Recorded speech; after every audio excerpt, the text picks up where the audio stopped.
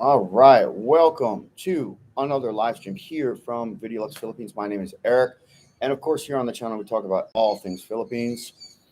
I would like to just acknowledge the fact that the stream obviously is a little washed out because I have a backlight behind me today, and that was unintentional. And of course, I didn't set up a front light, although I could have. Uh, but the stream, I think, is more important about the discussion and what we're going to talk about rather than seeing how wonderful I look on the laptop's pretty crappy camera. And yes, of course, I could be using a 4K digital camera, but she's using it today, so we're just gonna wing it. Okay, let's talk about a few things like the title of the live stream. Can you hack it long term in the Philippines? And there's so many levels of that. Uh, just defining long term, for example.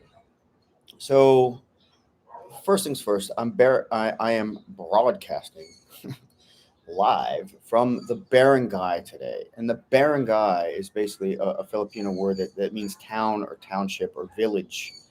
There are villages in barangays. This is a community, a private community village. Okay. Now, you've got different types of barangays. You've got barangays that are metro barangays like this one. And you can see that building right behind me with the square windows. That's McKinley Hills, which is like BGC Light. Jules, thank you. Oh, JBS, thank you guys for tuning in. So McKinley Hills is like BGC Light, right? It's like a bow shot from here. And that's condo land. Like you got high rises there, you got nice pools. Yeah, every condo's got a gym. You got the Venice Canal Mall right there. And you would pay 2 to 3 and maybe 4 times as much for a little condo there than a big house here in the barangay where I'm living, where I have a nice sun porch, where I have a nice roof deck out here. Um, I also have noise, and that's part of the other reason why I wanted you to get an idea of broadcasting from outside, because literally right outside your door, like you're gonna hear people yelling in the street.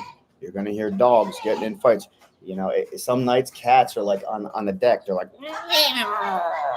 and it's like, what the f. And chickens, and the neighbors have like 1,000 birds in cages, which is nice. I like the bird song. Don't get me wrong. But they've installed these bullhorns, which you can't really see from here, but I'll feature those at another time. Uh, and ever since they installed the bullhorns, like some barangay official, and of course the planes. So that's the other thing about McKinley Hills, which is a little different than BGC. Like McKinley Hills is nearer the flight path for the airport than BGC. Some areas of BGC you get to fly over. A lot of areas in McKinley Hills you get to fly over, and sometimes we get it here. And that's noise pollution. The Philippines, Manila in particular, is like the loudest city in the world, man. Like you definitely develop a level of hearing, a thick skin.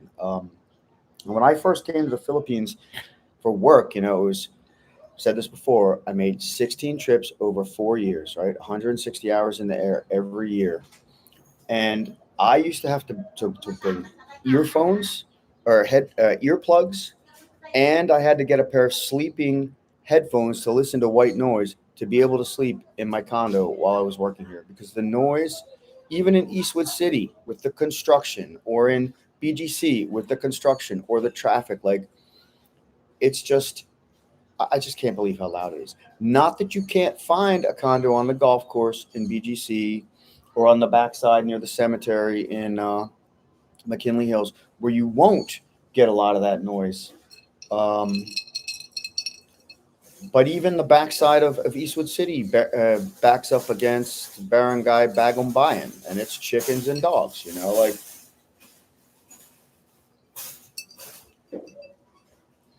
there's a lot of elements to hacking it. For a first time newbie coming to the Phils, single guy, could you nominate some cities to explore first? Sure. Welcome to the stream, by the way. We're going to talk about hacking it in the Philippines today. Not just hacking it, but hacking it long term. Because every now and again, even me, and I've been here 8 years straight, and not all in Manila. And some days I'm like, what the F? Like, really? It's just insane. But you can't see it today because of the backlight. Maybe if I, oh, there you go. See the clouds? Beautiful blue skies, even in rainy season. Uh, Wonderful temperature today. I'm sitting outside. It's all good. Nice sunlight. No straight line clouds. No grids, mysterious geometric grids of clouds crossing the sky. I wonder why that is.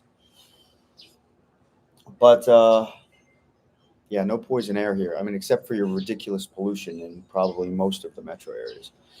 Uh, First off, okay, Billy, if you're going to explore Metro Manila, which is, a huge, huge part of the Philippines, the economy, the lifestyle, and the nightlife, you're going to want to consider Bonifacio Global City. And of course, I have a Bonifacio Global City playlist up. I've lived there for almost 4 years. And you're going to want to consider areas of Makati, like Poblacion, which is the nightlife sort of, hole in the wall restaurant kind of spot. So Poblacion is Bel Air and Century City. And you want to consider maybe the Ayala area where you have your Greenbelt malls. And you're going to want to consider maybe like a Salcedo area, which is kind of in between both of them. If you want a micro city, a little lifestyle city, not quite in the middle of nowhere and not quite in the center of everything, still metro, you'll consider Eastwood City. And I have an Eastwood City playlist up. I worked out of Eastwood City for 4 years when I first came to the Philippines.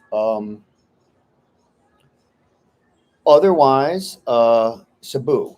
Um, and I believe I'm not a very educated, not educated. I'm not very experienced in Cebu, but when I stayed in Cebu, I lived in the Lahug, Lahug, Lahug area, or the IT park area, and it was good enough spot to be able to jump off from and enjoy areas of Cebu.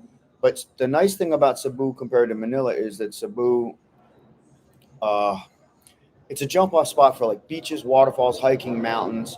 You're gonna find again barangay life. Can you hack the noise? Can you hack the planes flying over it? Depending on where you live. Just because you live in a nice condo doesn't mean you're gonna have to not deal with planes. A lot of guys now, expats, are going to Dumaguete. I have a friend there now. Um, I got two guys I know there now. They're saying Dumaguete used to be like the gold mine for expats, but now it's getting flooded by expats. You could get a 15,000 peso a month rent there 3 years ago. Now it's 25,000. And Brevis, who's often a guest on my channel, or joins our channel, and sometimes I guest on his channel. Just published a video talking about Dumaguete lifestyle. It's actually his beer review video. If you want to check it out, I guess I can put a link in. But I thought that was very insightful. Got to check out an island while you're here. You got to check out, the jewel of the Philippines, Boracay, or they say Palawan, but it's not all of Palawan, which is a jewel. You want to check out El Nido, and then you're going to be looking at your expense numbers going up because it's an expensive destination. You're going to want to check out another jewel where they sort of say, oh, nightlife and beach life, Siargao. And there's another local expat that has a nice YouTube channel. His name is Philly in the Philippines, and he is now living in Siargao. You want to check out his stuff. Or go off the grid, man. Go to Siquijor Island, the island of fire, they call it, the Voodoo Island of the Philippines. Or go to north to Cebu to Bantayan Island, or my favorite, Puerto Galera, a quick jump out of Metro Manila. And I have a metric ton of Puerto Galera videos up and a Puerto Galera playlist. How do you handle the heat?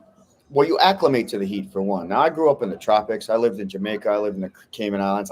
I was born in Philadelphia. It doesn't get hotter and swampier than Philadelphia, man. If you can hack a Philadelphia summer or like a New York heat wave or a South Carolina summer, you can hack the Philippines, no problem. Even the hottest summers here are better than the swampy Philadelphia summers. Or the Cayman Islands, man, it was just the most humid place in the world. Like I was dying there. Um, Most of the year, like dry season, it's just blazingly hot, like 90 to 95 degrees Fahrenheit, but low humidity, 40, 45%. It's beautiful. Love it. Rainy season, much cooler, but for 3 months out of your 5 month rainy season, it's going to be humid as long balls, if you know what I mean. The rest of the time, it's perfect. Like today, it's just absolutely beautiful. Sitting outside, I can feel the heat from the sun, but there's a cool breeze. I love it. The Bay Area is much cheaper than BGC and Makati. Lots of entertainment. So thank you, Edie Yun, for kicking in that comment. Yes, the Bay Area, or they call the Bay Walk or Mall of Asia area. I believe that's like Pasay-ish. Nice condos there, and probably a lot cheaper. And there's stuff to do there. Yeah, like Mall of Asia's there, largest mall in Asia. The Bay Walk's there. It's close to Ermita and Malate, which is kind of like a seedy nightlife KTV vibe spot. Like it's not like you have to be based in Makati or BGC or Eastwood to have like the condo lifestyle. Thank you for mentioning that. I think that's an important distinction. And I don't live there and I don't hang there, so I don't really talk much about it. But it's an absolutely valid point. Welcome to the jungle. Hello. Welcome to the stream. Scamper, thanks for joining again. Steven, do you think Neon Knights of Fire will be coming back? Not anytime soon. And if they do, it's going to be a completely different club, completely different ownership. There's no way they're ever going to give those guys a business license again. They were essentially busted for running a brothel, hiring underage girls, running a brothel. You know what? If I sit back, there we go. I should have figured that out before. You'd think I'd know, focal lengths and optics by now, but this isn't a real camera. I do not think Fire and Neon Nights will open anytime soon. Travel, POV, hey, question. Why don't you travel to nearby countries as well, like a city like Jakarta, etc.? Good question. Again, today, can you hack it? I'm sitting outside. Let's listen to the barangay noises, right? People in the streets, kids, coming back from school, chickens, dogs, vendors, the bullhorn that they just put in for all the barangay announcements about so it's like, and every now and then they'll be like, oh, your power will be out from 9 a.m. to 3 p.m. today, and they tell you at like 8:30 in the morning. So like, but power outages are not just like a barangay thing. You're gonna find that all over. Not in like a BGC or Makati per se, like brownouts, although you do get them. More because of like Meralco maintenance. So why don't I hop out to nearby countries as well? Well, I do. But I mostly go to Thailand because I like it. And the food is the best in the world, and they have legal cannabis. But the reason I primarily don't go was because I had issues with my significant other's visa. You can't take a Filipina out of the Philippines without like giving a stool sample and a DNA sample and leaving one testicle in the jar at fucking immigration. It's ridiculous, the whole offloading process. It's different if you get married. Once you're married and you get the paperwork and you have the spousal visa, it's like, I'm going on vacation with my wife. Here's our marriage certificate. Here's our blood test certificate. Here's our certificate of cohabitation that's been affidavitized. And they want so much ridiculous. Oh, let me see her bank account. Does she have enough money in the Philippines? Is she going to have enough money where she's going?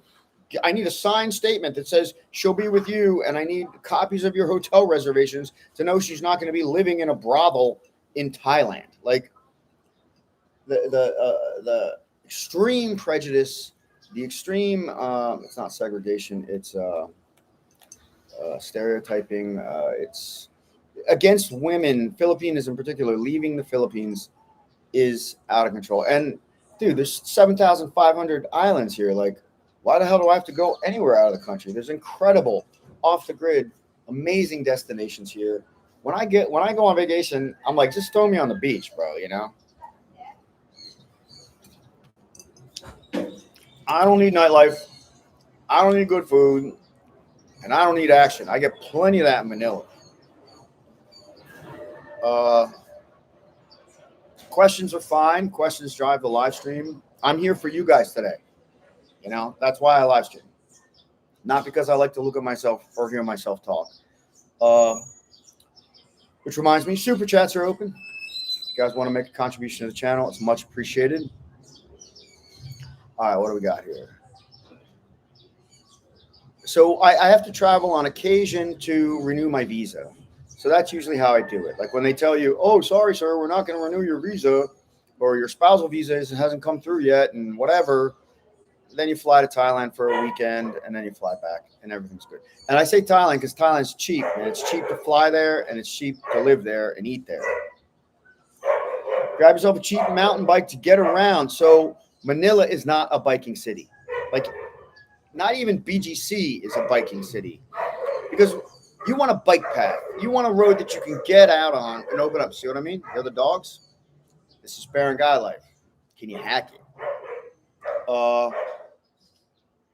In BGC, it's going to be like stoplight, ride my bike, stoplight, ride my bike, stoplight.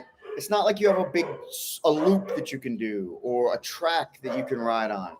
I mean, Makati, God, no. Like, yeah, it's not like you can't get around on a bike, and millions of people do, but it is not a pleasant biking experience, and it's polluted.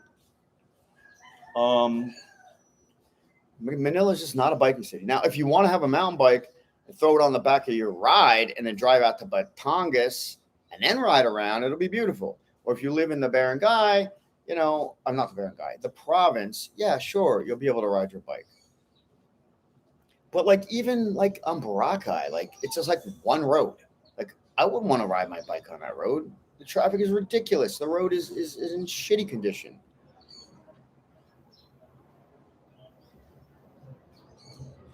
Steve Opolis, life's good, man. Again, we're talking about can you hack it? There's planes flying over. There's dogs barking. There's chickens crowing. There's kids screaming. Can I describe my area? Are there expats? So I am describing the area in terms of noise, for example, right? Like at different times during the day, you're going to have different noise levels. This is a barangay. It's a bow shot from McKinley Hills, which is the Venice Canal Mall. Are there expats here? I've seen maybe 3 Caucasians since I've been here. They look like they're all married to Filipinos. And I see a lot of, not a lot, but I've seen maybe 10 or 15 African guys that live in and around the Taguig area. Maybe not in this village, maybe across the way in one of the Makati villages. But the market here is walkable from all those areas. So a lot of guys come here. And my one friend who's like Indian or Persian or something that runs a couple of businesses here, he does the shopping for his restaurants here. I see him every now and again.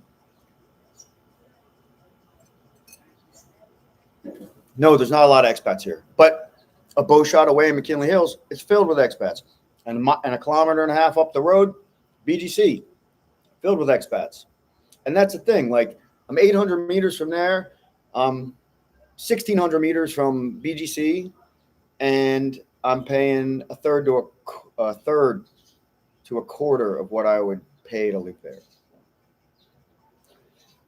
Do you recommend getting a MacBook for travel video editing? I've only ever always used MacBooks for travel video editing.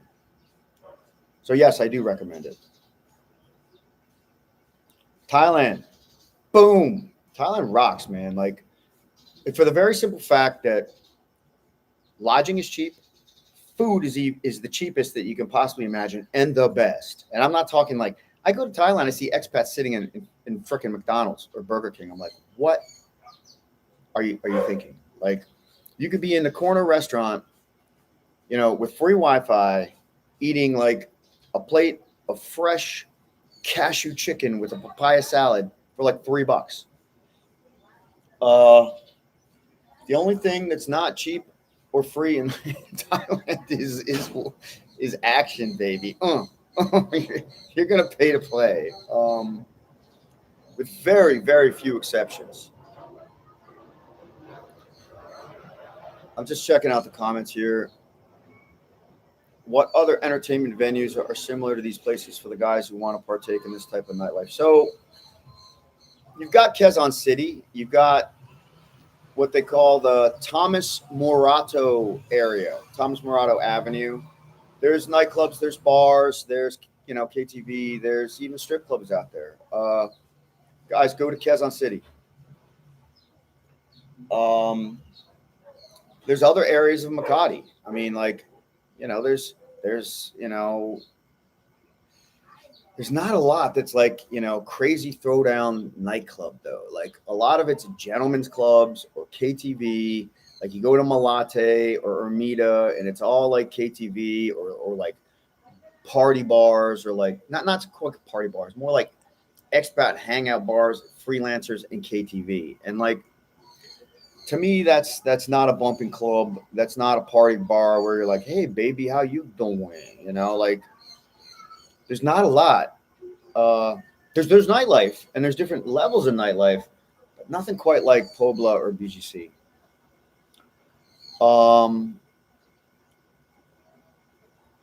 Yeah, there's a my friend lives in Jomtien and he swears by it, and he showed me his condo and his cost and his lifestyle, and he has a gigantic, massive YouTube channel called CB Media. Check out CB Media's channel, and you might find some information about Jomtien. Could you cover off the 4 points dating your Pina in terms of seeing others? I might get into that again. That's kind of privileged information. I usually talk about that on consultations. Matter of fact, I did a consult last night, and I even had I've evolved the 4 point dating and vetting strategy now. Like it's much more smooth. It's much more streamlined. It literally vets itself at this point. Don't worry, okay, Billy. I might get into it, man. It was the Thai boys bragging again, to each his own. Now, here's the thing. I'm not like a pro Thailand guy, or I guess I'm a pro Philippines guy. I like Thailand. It's a beautiful country, and it's got some really decent tourist perks. The only thing I found that was expensive in Thailand was alcohol. Alcohol is much more expensive in Thailand. Lodging is cheaper. Cannabis is readily available and relatively cheap. Food is insanely cheap and good. That's the bottom line.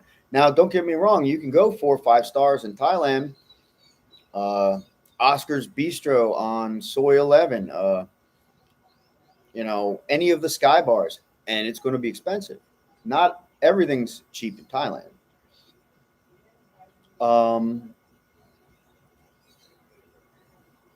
Some of the beaches off the grid. I have a backpacking Philippines playlist up on my channel.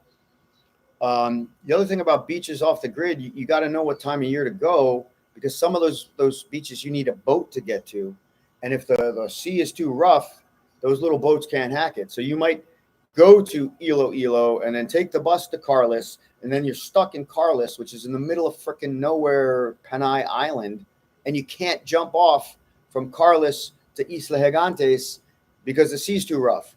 Or you can get to Isla Gigantes, but then you can't do the island hopping, the 11 islands in the chain, because the sea's too rough. Isla Gigantes, Bantayan, Bohol, Samar, Panay Island is massive and huge. It's got, all the Cataclan beaches, all the Boracay beaches, Siquijor, even areas of Palawan, southern Palawan, like off the grid, man. Even just like a city like Aklan on Panay, like, well, there's no real beach, no good beaches there. There's 7,500 islands here. There's an insane level of beaches off the grid. How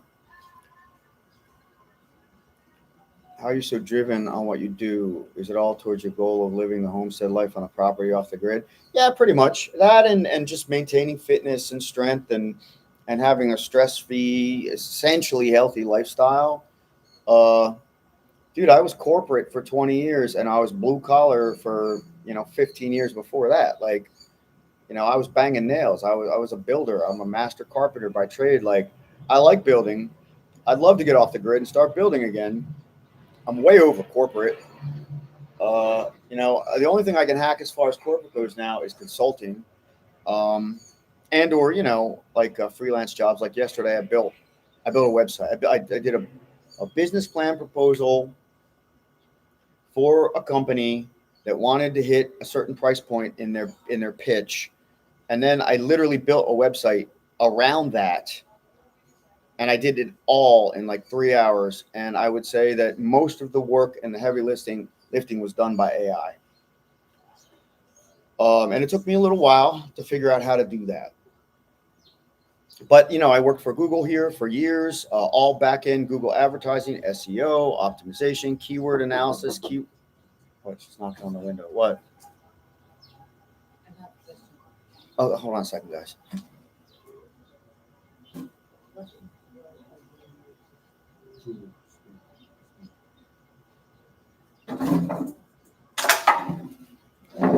All right, sorry, she had a question. I think I got interrupted there. Google. So yeah, there's work to be done, but like, can I hack going 9 to 5 every day? I don't know, man. If I had the right gig, like the right startup or the right offer, I would love it. Because I like tech, and I like setting goals, and I like achieving, and I like teamwork and synergy and empowering and coaching and developing people. I'd say, of all the incredible tech shit and sites that I've built and operations that I've maintained over the years, the most, besides a couple of highlights there and awards as a result of them, the most satisfying part of my career has been when somebody that I hired, like off the street, comes to me like 5-10 years later, still at the same company, because I was at that company for like 17 years. And they're like, I just want to thank you for everything you did for me. Not only did you hire me, you gave me a shot. Not only did you coach me and develop me and work with me, especially when I had that hard time, whatever. I'm now getting promoted to, manager. And I literally, it's all because of you. And I'm like, no, it's definitely because of you. I just sort of opened a couple doors for you along the way. And I didn't open those doors because of DEI. This was meritocracy. Like you stepped up to the threshold. And if you hadn't stepped up to the threshold, I wouldn't open that door. So driven is a state of mind, man. Driven is, and this is part of, can you hack it in the Philippines? I was thinking about this morning. Can you hack the noise? When I first came to the Philippines 8 years ago, after 4 years of corporate travel here,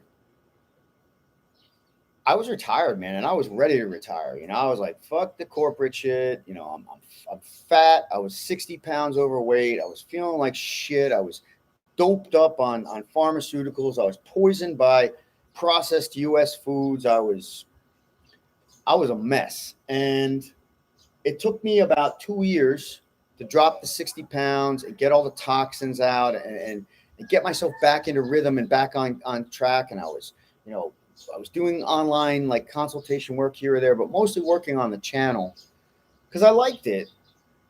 But I got bored. I got super bored super fast, living in a barangay province like this. And I was living with 2 girls and raising a daughter. And I was still bored. And that's why I went back to corporate work.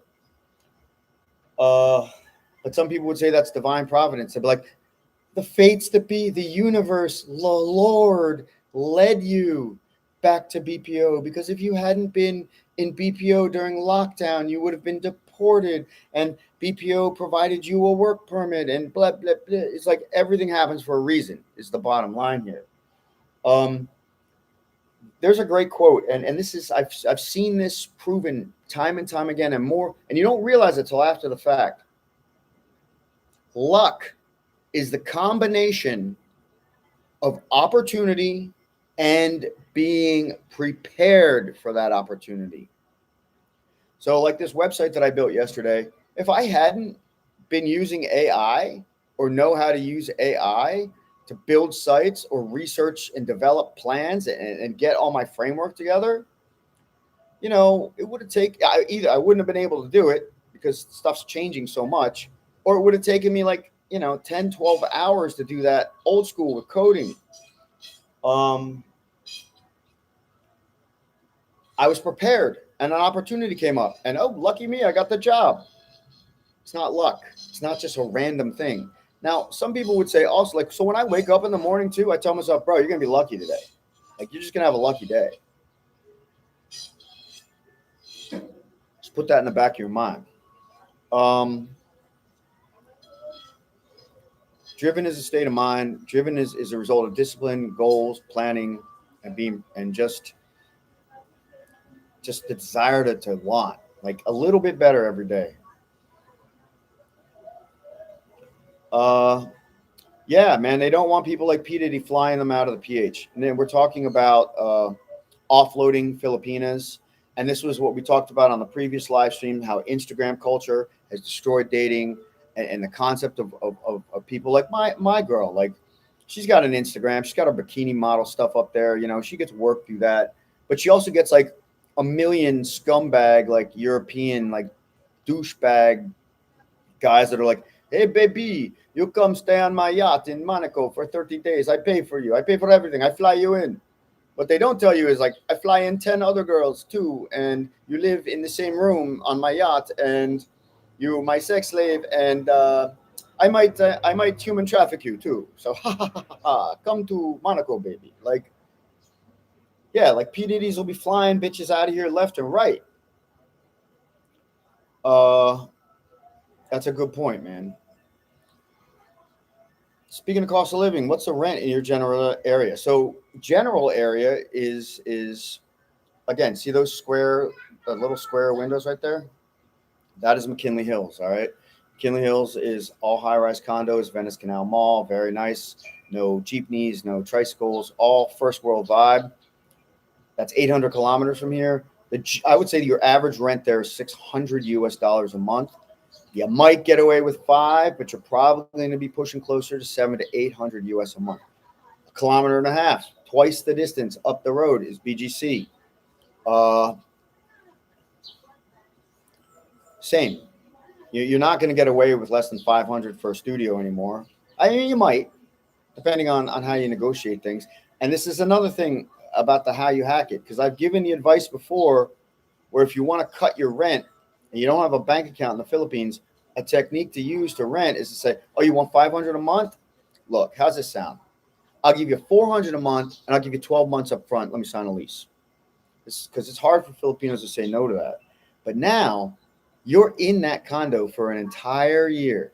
And if it ends up sucking, or the landlord sucks, or something breaks, and they don't want to fix it, or they give you a hard time, or like, you can get stuck in a condo.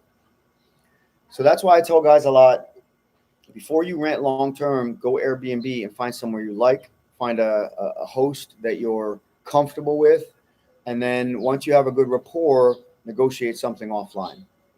Don't just drop into town and be like, hey, here's a year's rent up front, let me move in. Because if you end up hating it, you're going to be stuck there. Learn the building's policies, learn the condo's thing, understand their vibe. Like, each one's a little different. Do I like the pool? Is the pool even open? Oh, sorry, sir, pool under construction for 4 months. Like, that's how they do it here.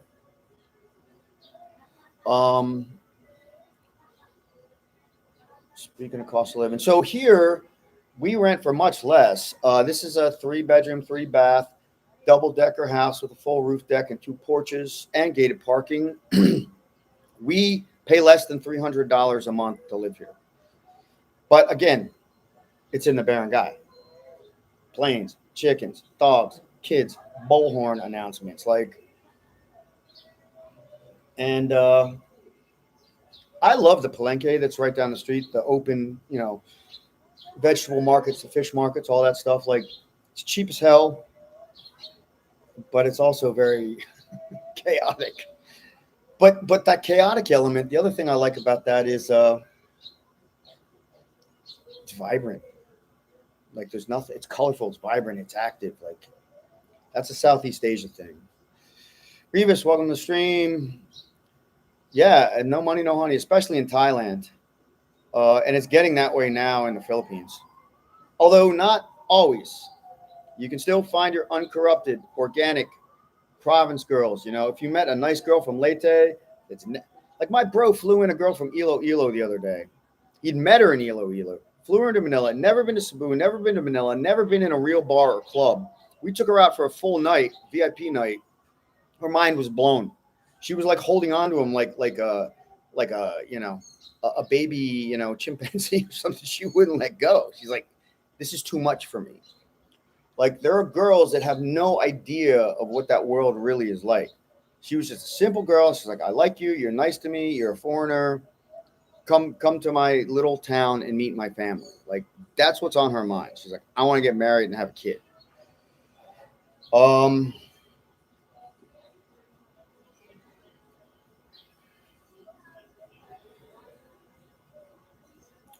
don't know about Cebu anymore. Okay, Billy, but the guy that's in the chat stream right above you, Brevis, lives in Cebu, and he just did a live stream. It was the beer review on his channel. If you can, you won't be able to post a link, Brevis, but you might be able to post a title. I remember them talking significantly about how things have changed renting in Dumaguete and in Cebu with the influx of foreigners. How you used to be able to get certain price point, and now you're up to another price point. Some of the days of real cheap renting in some of these areas, the affluent areas, is over, man. Like, that's why we decided to move out of BGC. Well, there's a couple of reasons we decided to move out of BGC. One was lockdown hell. I don't want to live in a prison, and your condo will become a prison during lockdown. Two, because I'm like, I can live in a space. This place is probably 6 times bigger than my condo for not quite half the price. Nothing wrong with Cebu, man. Great jump off spot, probably cheaper living than Manila. It's me, bro. An expat said they were having a hard time finding fresh and affordable food. Makes me wonder, you think they're upset because they decided to retire on a budget too small? Not at all. Dude, right down the street in the Palenque, I shop, if not every day, every other day. Like, I just walk down there. I've been here a while now, so I know which vendors I like. But I've talked to all those vendors. Where do you get the food? How's the food grown? Why this pile of lemons versus that pile of lemons? Like, where does the ginger come from? Like, you understand, first of all, you get educated about your crops. You understand in general what crops are sprayed. Like, there are certain crops that they spray, and there are certain crops that they don't need to spray.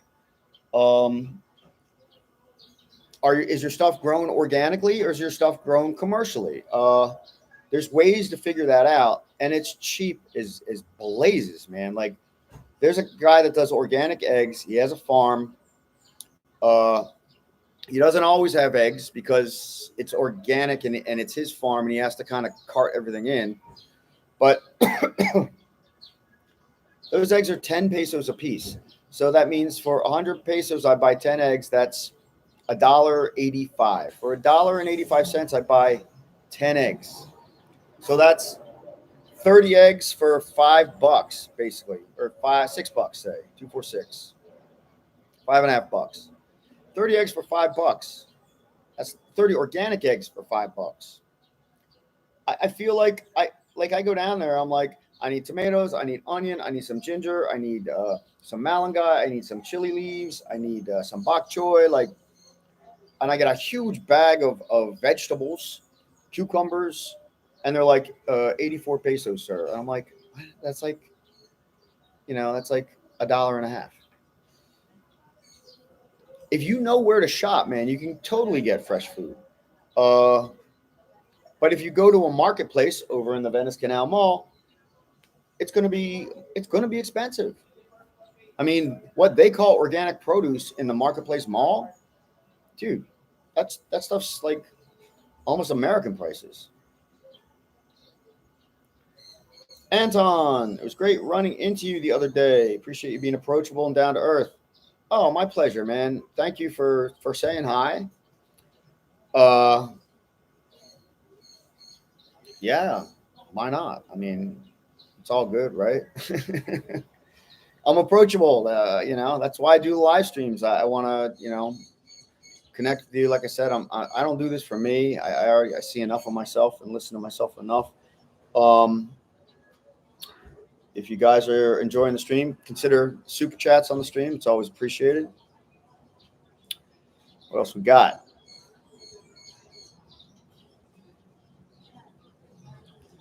Okay, Billy has some condo suggestions for you. What did you use to build the website? Well, I built a prototype website. I used ChatGPT to flesh out the business plan, the price points, and the one-page proposal. And then I tweaked that a little bit. I also reprompted it a couple times. And then I used the Wix site builder to build the prototype free site, because I'm not going to build an entire site and then link it up through WordPress and get it ready for SEO and optimization until I know that they like what they're seeing. But like literally 90 minutes on the Wix site, and 20 minutes on ChatGPT, and I had a 5-page site built, and it looks great.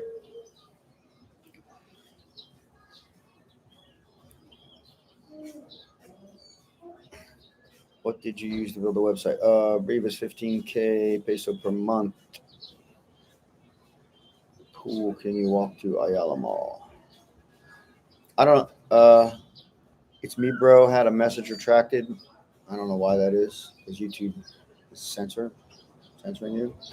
How do you keep your mind sharp? Some expats get jaded. If this happened to you, how do you get back on track? That's literally the topic of today's stream. Can you hack it long term? I was saying before, like when I first came here, man, the first year or two was paradise. Loved it. Awesome. I'm retired. Let's lose the 60 pounds. Let's get back in shape. Let's chill. Let's go to the beach for a month. Let's go to the museums. Let's dick around. Let's, bum around. Let's play in the rain. Like, I did whatever the hell I wanted. And after about a year or two, I'm like laying around one day with my two girlfriends. Like, one of them has her legs like over me. The other one has her legs over her. And we're all just sitting in bed staring at our phones. One of them's playing a game. One of them's like, on Facebook. And I'm like dicking around. And I'm like, why am I just laying here on my phone like a fucking Filipino? It's like, I'm like, they say like you're the sum of, the 5 people you hang around the most. And I realized that I've been spending all my time with these two 20-some-year-old, lesbian chicks, and I was becoming a Filipino lesbian chick. And I'm like, ain't gonna happen. So you set yourself, you got to sit down, and you can use tools today like ChatGPT to help you with shit like this. You can be like, dear ChatGPT, act like a life coach and tell me how to get my shit together. It's like, this is what I want my life to look like, and I want it to look like this in this time frame, and I don't know where to start, and I don't know how to break it up so I have milestones and goals. And like ChatGPT will give you like a fucking plan to get your life back together. Now, granted, it might not be the perfect plan, and you might have to retweak the prompt, but like once you get your plan, whether it's a ChatGPT plan or you sit down and write out your goals, like it boils down to discipline. It boils down to goal Vision, goal, at which point you plan, and then you be disciplined and get it done. Like you either want it or you don't. My other quote, you're going to suffer pain in life. The choice is yours whether you suffer the pain of regret or the pain of discipline. And once you understand that, that's motivation. For me, man, I looked in the mirror and I'm like, dude, I had man boobs, you know. I was getting skinny, you know. I didn't have action going on. I mean, skinny with a gut and man boobs and old and bald and like I didn't like it. For me, the motivation was look in the mirror, man. And if you don't like what you see, then you're not doing something right. You're not working hard enough and you need to hit the bricks. You keep your mind sharp by challenging yourself. I probably read an hour or two a day. I read different types of things. Sometimes I read novels. Sometimes I read tech. Sometimes I read trends, trending tech usually. I'm always reading. I'm always researching. You listen to Ty Lopez. Ty Lopez will tell you. He'll tell you the thing for 2024, 2025 is personal branding and trending. So now I'm reading a lot about personal branding. Like, how do you brand yourself personally? Because you are the only thing on earth that can be your own brand. If I had a brand, it would be, it's Manila, baby. And that started as a joke for me like 12 years ago with my first girlfriend. Like I said it to her one day and she just couldn't stop laughing. So every video I made, I just did it's Manila, baby after that. And then the next thing you know, I'm registering at a hashtag. And the next thing you know, it's like my channel.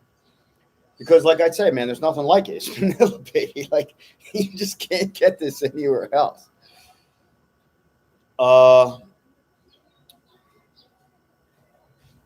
Fortune favors the bold. Suffer the pain of discipline or suffer the pain of regret. Luck is the combination of opportunity versus preparedness. Like, just don't ever let yourself slide, man. Like you just got to say every day, I got to do something a little better, even if it's just one more set of push-ups or,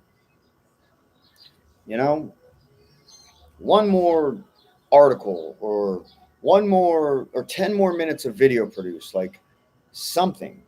Have milestones, set goals, be disciplined. The one way I managed to keep in a calorie deficit is there's no food in the house that I could be tempted to eat that would jack me up. The only food in the house are fresh proteins and fresh vegetables. No bread, no pasta, no rice. Well, they have rice, but I'm not tempted to eat rice, so I don't even care. No crackers, no cookies, no potato chips, nothing processed. No burritos, no frozen food, no nothing. If I don't buy it fresh, cut it up and cook it myself, I don't eat it except for the occasional, night out where we get some tacos or something. When I get there drunk and call you a Filipino lezi, don't be mad. Oh, I won't be mad. There's nothing wrong about girls licking girls here in the Philippines. When you get off track, and I've gotten off track, and this is part of you get jaded, like you lose your phone.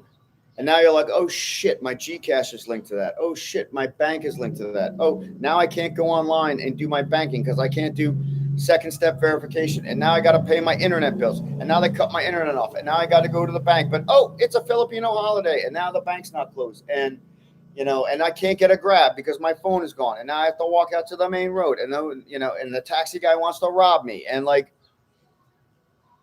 it is going to add up. You are going to, at some point, even if you're living in, maybe if you're living in if you're at the king level, like you got 10,000 US a month coming in, you're not worried about shit. You're just going to pay somebody to deal with everything. Like everything. You're just going to do whatever the F you want, whenever the F you want, and not worry about S. You know, like you could probably even do that for 5,000 US a month. Like, it's just like, look, you know, I don't want to deal. I'm going to pay somebody to deal with it. Go pay my bills. You know, I mean, not that you can't pay a lot of your bills online and stuff, but online, you know, half the time the website's not half the time. Often the website is down or compromised or like, you know, oh, sorry, you got hacked. It's like, it is a cash economy here. You know, cybersecurity is shit. Everything takes 2 to 7 times as long as it should. Like, my girl went to the bank the other day just to make a deposit because we don't trust the ATMs to put money in. We were in the bank for 40 minutes. Like, I did the shopping while she waited in the bank just to make a deposit. 40 minutes. That was at the Uptown Mall. You gotta push through it. You gotta say to yourself, why do I live here in the Philippines? What's good about here in the Philippines that's better than my life back home? Why am I sucking up third world shit, basically, when I could be living, you know, first world rat race? And if at some point the trade-off isn't a break even for you or a plus, then you probably can't hack it in the Philippines long term. Like, you're gonna get frustrated. Even like the first couple years I was here, everything was like, oh, it's great, oh, it's new, oh, ha ha ha, how quaint. I have to wait line. Now I'm like, what the fuck? And it's like, but as soon as you get into that what the F, you know, mentality, now you're already going down the tubes. You just got to be like, you know what, it's cool. I got a novel, I got an e-novel on my phone. I'm just gonna sit back and chill. My girlfriend's like rubbing my leg. I'm like just reading. You know what? Let me. I've had some thoughts. Let me take a couple notes on my phone. Like, you learn to repurpose your thinking to be productive and positive, because if you're not in the mode of doing that, anywhere I think in life is going to drag you down if you're not like on top of the king heap. I mean, kings have king level problems, but I mean, there's people in this world that can throw money at a problem and it goes away. I hate to say it, I'm not one of those people, which is why I appreciate the super chats. If you guys feel like donating, super chats are open. Have you found the best way to put on muscle and fills? Is it gym and protein? Well, the best way to put on muscle is always going to be gym and protein, no matter where you are. And creatine. I mean, I don't recommend a lot of supplements, but you want a good vitamin and mineral ratio in the foods that you eat. You're going to need, you know, vitamin C. You're going to need omega-3s. You're going to need carnitine, creatine, L-arginine. You'll get a lot of those from protein sources. Obviously, you want your protein from high-yield food-based proteins rather than powders. Powders contain soy, which is usually GMO and contains estrogen. Powders can also be high sugar. Even if they're listed as low sugar, they can still spike your insulin. Putting on muscle. See, I have a philosophy I call calorie deficit, protein surplus. Okay. And quite honestly, I don't really put on a lot of muscle in that routine, because if you want to put on muscle, you simply need to be in a calorie surplus. You need so much calories and so much, you know, God, I can't even remember the word. I want to say progressive resistance. One of you guys will come in with it. Progressive overload. You need progressive overload, and you need calorie surplus, and you need nutrient dense foods. I'm not talking, you know, 7-Eleven burritos here. I'm talking like meat, chicken, fish, and a lot of it. More than 1 gram of protein per pound of body weight per day. So if you want to bulk, you want to get muscle, you want to build size, you're going to need to be at 1.25, 1.5 grams of protein per pound of body weight a day. And I don't know about you guys, but even with protein shakes, that's a lot of freaking protein to consume every day. That is work. So once I regulated the keto, I was happy to stay in the calorie deficit. I'm like, I would rather not be fat and have man boobs and not have my gut hang over my belt than be big. Cut for me or not fat is better than big.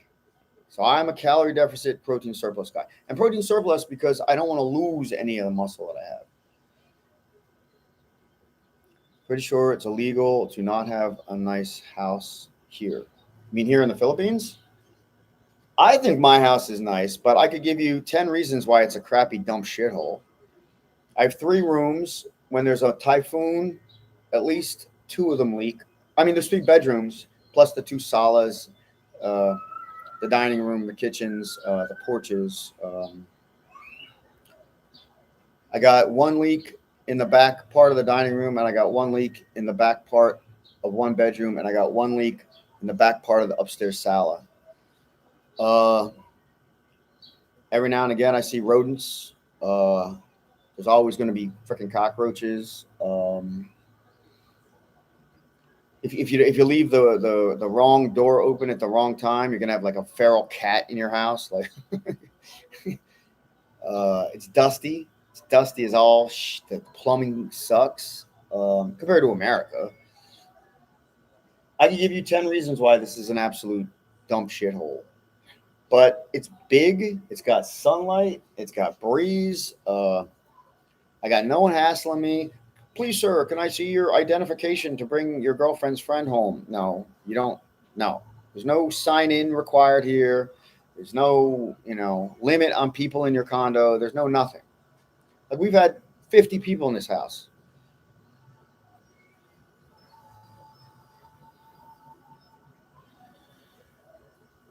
So it's nice in a lot of ways, but it's old and shitty in other ways. But my bro, he lives in near, let's just say near Ayala, a part of Makati. It's a private subdivision village, gated parking, guards, everything. And his house looks like a Malibu, split level.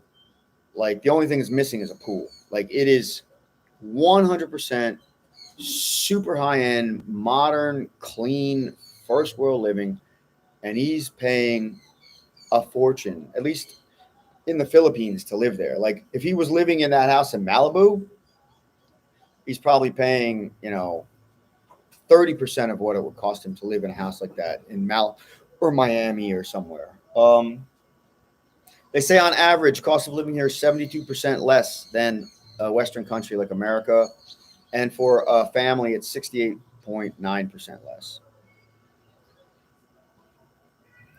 Goal was to retire early in the Philippine mountains with my synthesizers and make ambient music, sip coffee. Yeah, great, man.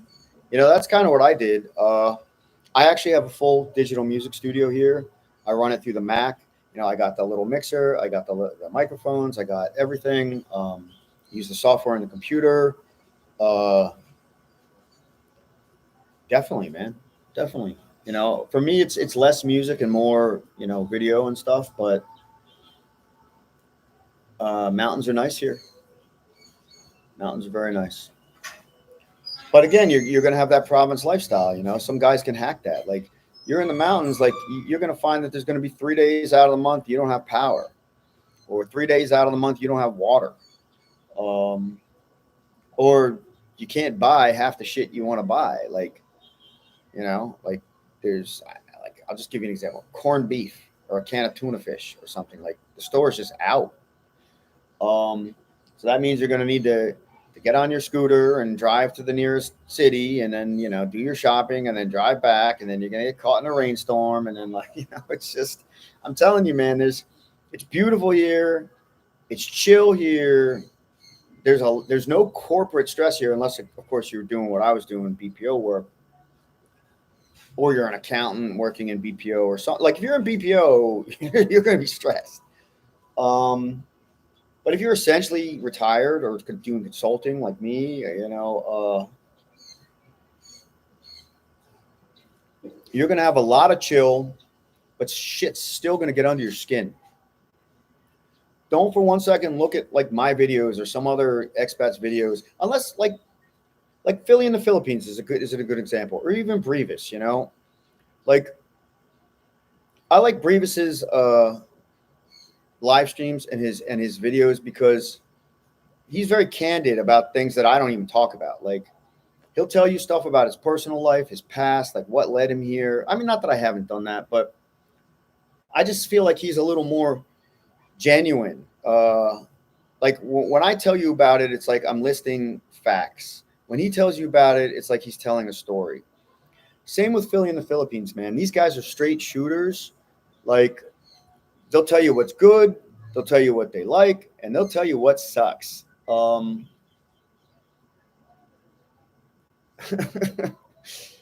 Me, I just make videos and be like, dude, come to the Philippines party, bro. I'll show you around. I'll introduce you around. Meet some chicks, baby. Like, I don't know. Not that you won't see real life shit on my channel.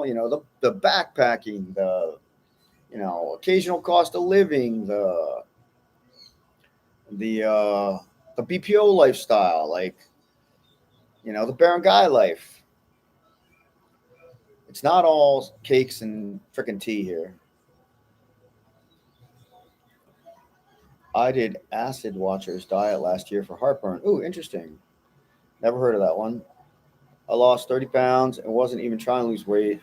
All healthy, organic food, nothing processed. Yeah, that's the way to go. I mean, that's the way human beings have been doing it for, what, a millennium.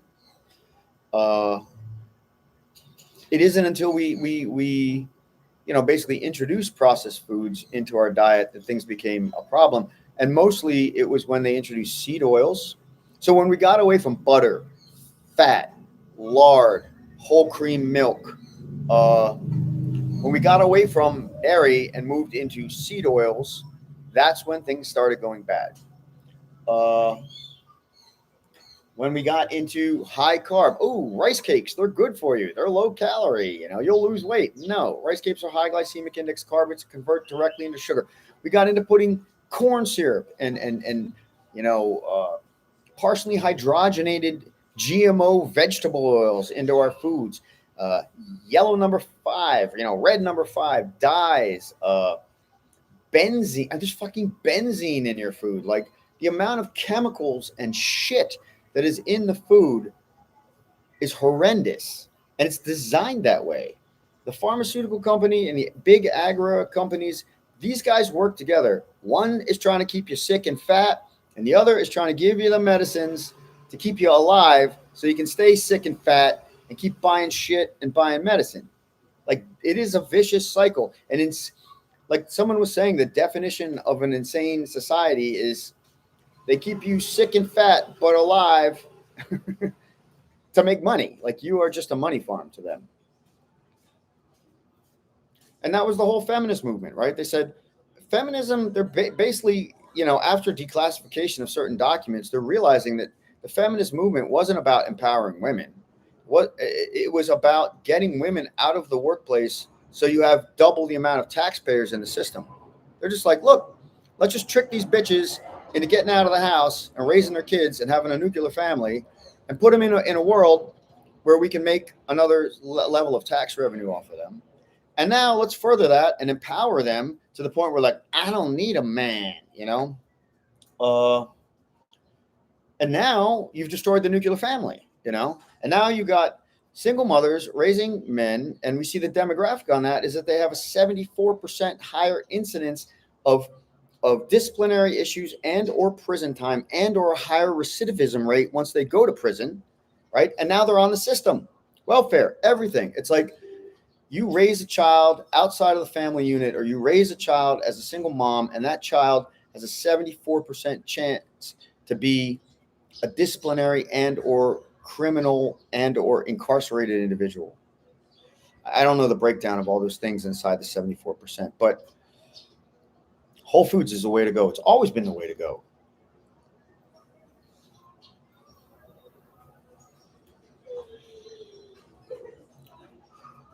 John Doe, you're coming to Reset for a few weeks and see if you could live there for 6 months out of the year. Okay, that's great, and you should. And while you're here, hit me up. I mean, I always like to meet up with channel members.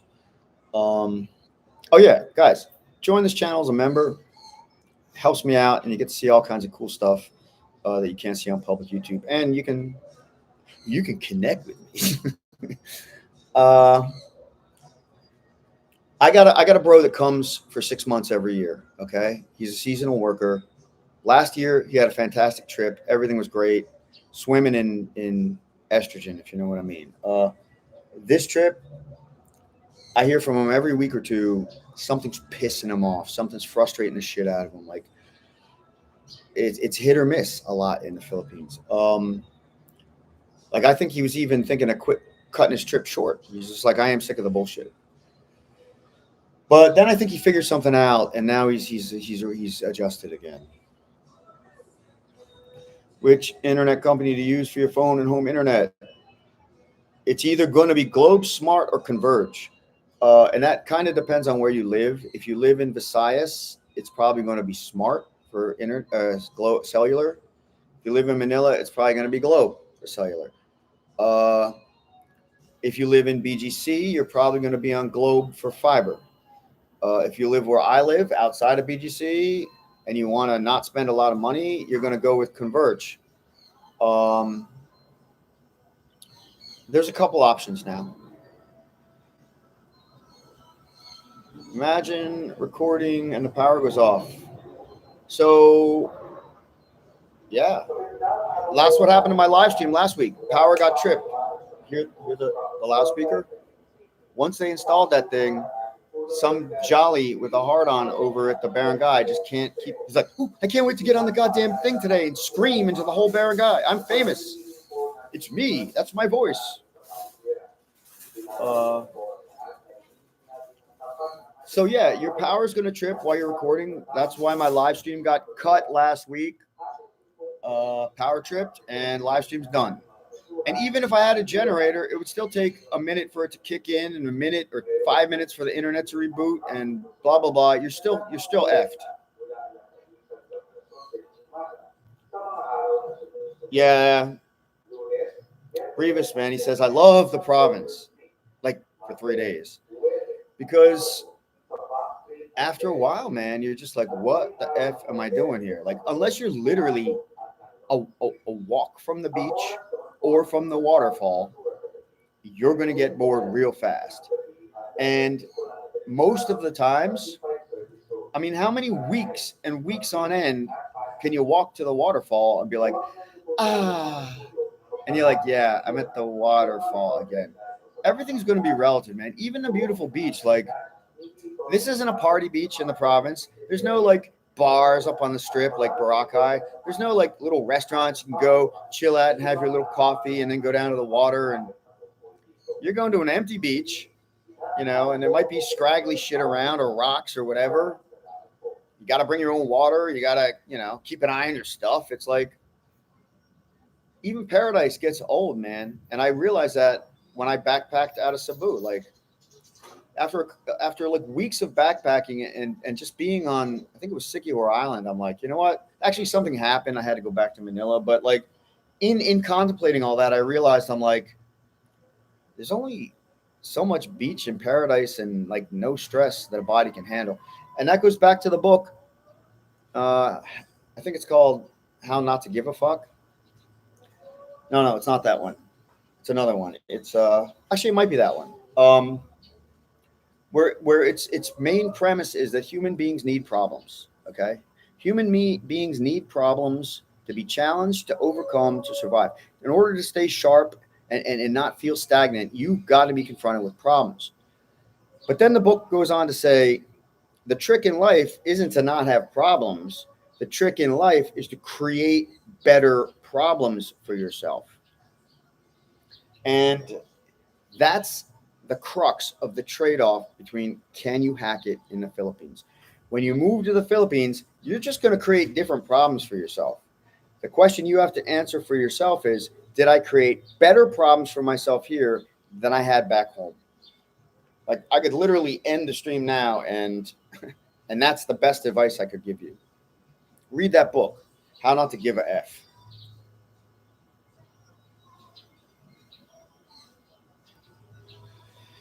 I see an insane difference between cage and free range eggs.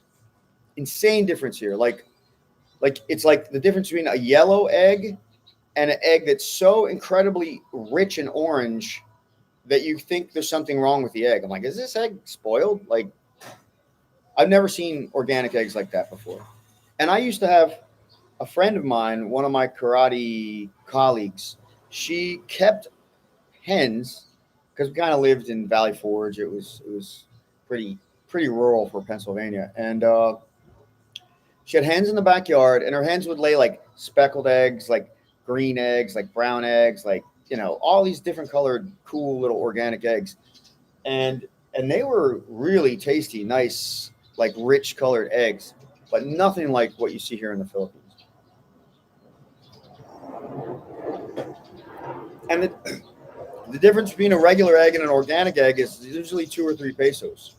So I could buy a regular egg for 8 pesos. I'm buying the organic egg for 10 or 12 pesos. John Doe. Thanks, man. Appreciate your channel membership. I really do. Virgin oil is expensive. What do you use to cook? Butter. Excellent question. So I like extra virgin olive oil, but not to cook with. Okay, because when you cook with extra virgin olive oil, it has a low smoke point. And whenever you get an oil to the smoke point, you're developing carcinogens within the oil. That's what creates a hydrogenated or partially hydrogenated oil. Olive oil is recommended and good straight out of the bottle. And I do 2 different types of olive oil shots here. One they call a liver detox, even though that's a misnomer because the only way to detox is the water fast. But it's a shot of extra virgin olive oil, a shot of lemon juice, and a bunch of cayenne pepper. Pop that down first thing in the morning. Now, recently, I've scaled that up. We take the fresh ginger roots, the fresh turmeric roots, grind it up with some water, mash it all out, strain it, and you get this spicy, orange, incredibly delicious and potent ginger and turmeric juice. Then you add the lemon to that, and then you mix it and refrigerate it. When you go to drink it, you pour, a little glass of the turmeric and ginger and lemon juice.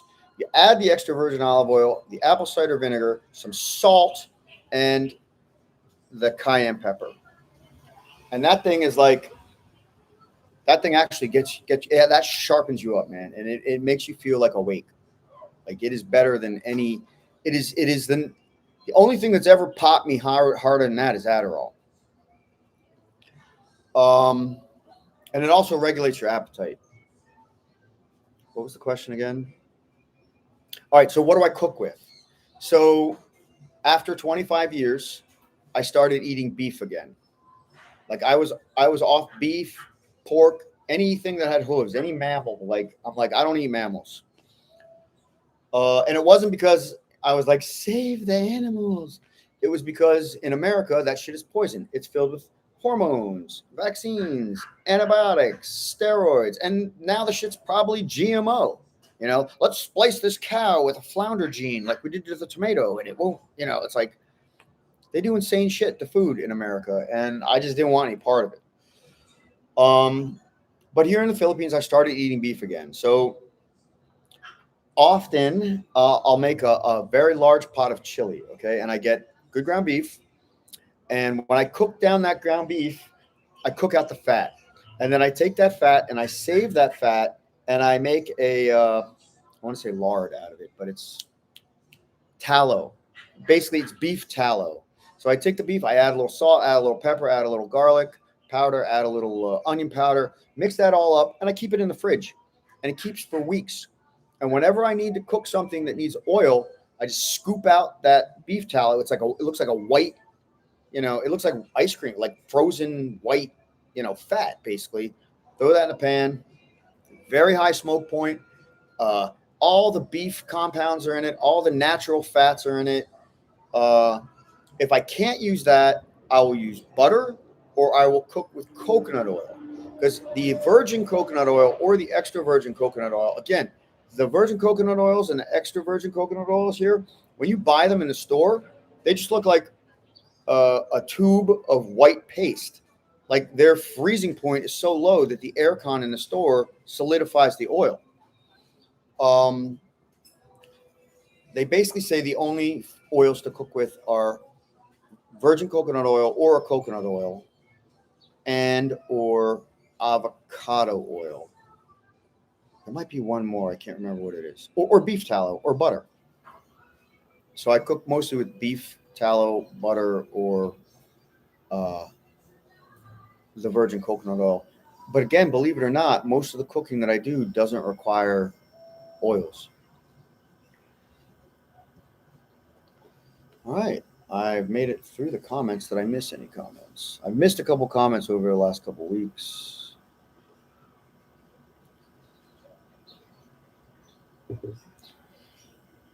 But I'll stress it again because of the nature of the live stream. Can you hack it long term in the Philippines? Moving to the Philippines at first is going to seem like a paradise. It's going to seem like a culture shock. Even if you've been here before, it's going to seem like, wow, why didn't I do this 10 years ago? You're going to meet the Filipino of your dreams, probably. And you're either going to get real lucky or you're going to get real screwed if you're kind of a dumbass about it when she's a player, or you're just going to have an experience that could end good or could end bad. And that could mean heartbreak, and that could mean psycho.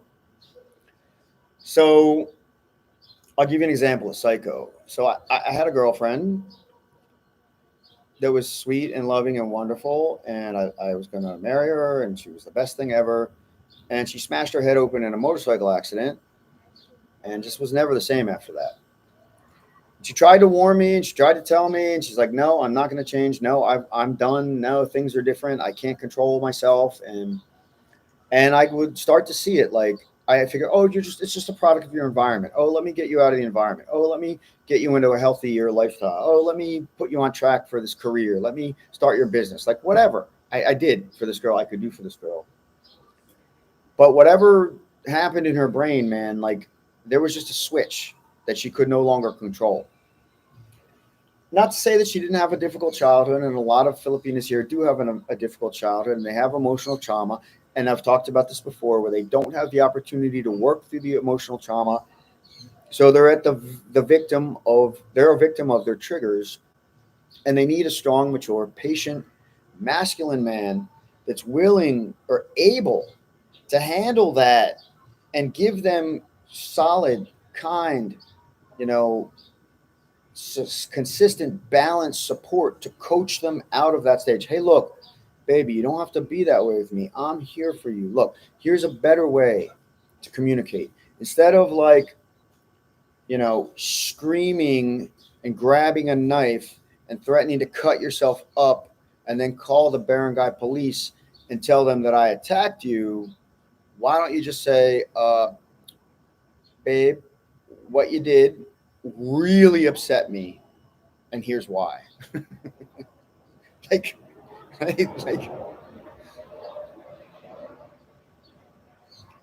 all right, another guy. All right, this is important. This is important. It's good to have a Filipino, and it's good to have one that you can trust. But you can't rely on her too much. Probably if you're married. Unless you just are so solid. Like sometimes you just know you're solid. But that's going to take years. Ooh. And I just watched this bird chase down a bug and snap it up. Let me see if I can summarize this guy's story. His voice to text kind of works. Hold on a sec. I think he was an Australian, and he was I think he's married in Australia, waiting for divorce papers to marry his new fiance here in the Philippines. He's living here in the Philippines in her house or her family's house. I think he's paying half the rent or paying the rent, or, he's paying his way.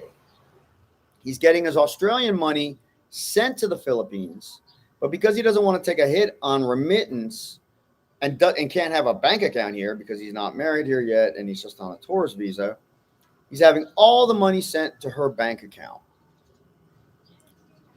And apparently he sent a lot of money because he didn't want to have to deal with having to transfer money.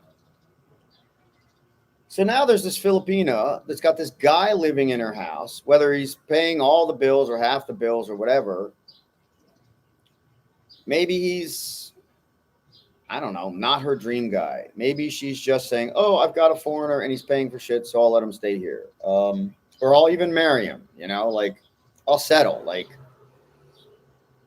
But now this guy puts $1 million or $2 million in her bank account and she's like, oh my God, 2 million pesos. Oh my God, 2 million pesos. She goes to the barangay police, basically says, there's a guy that said he was going to marry her, but he's really married back home. So he's committing adultery and he's keeping me hostage in my house and subjugating me and forcing me to live a life that's almost slavery.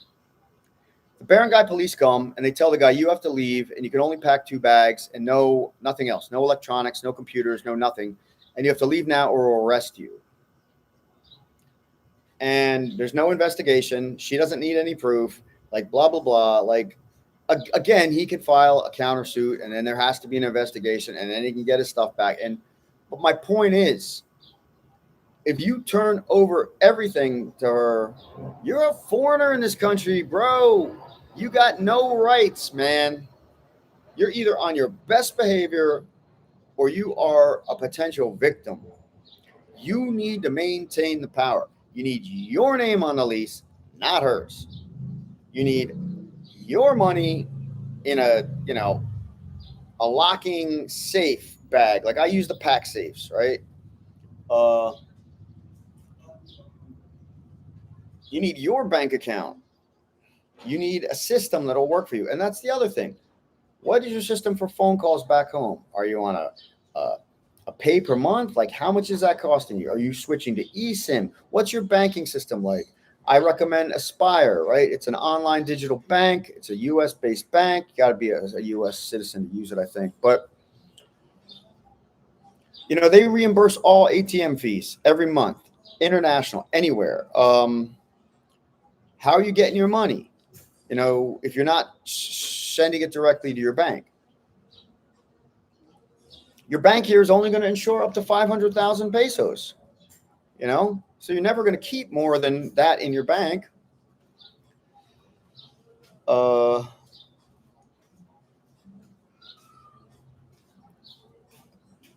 Virgin olive oil is expensive back in November.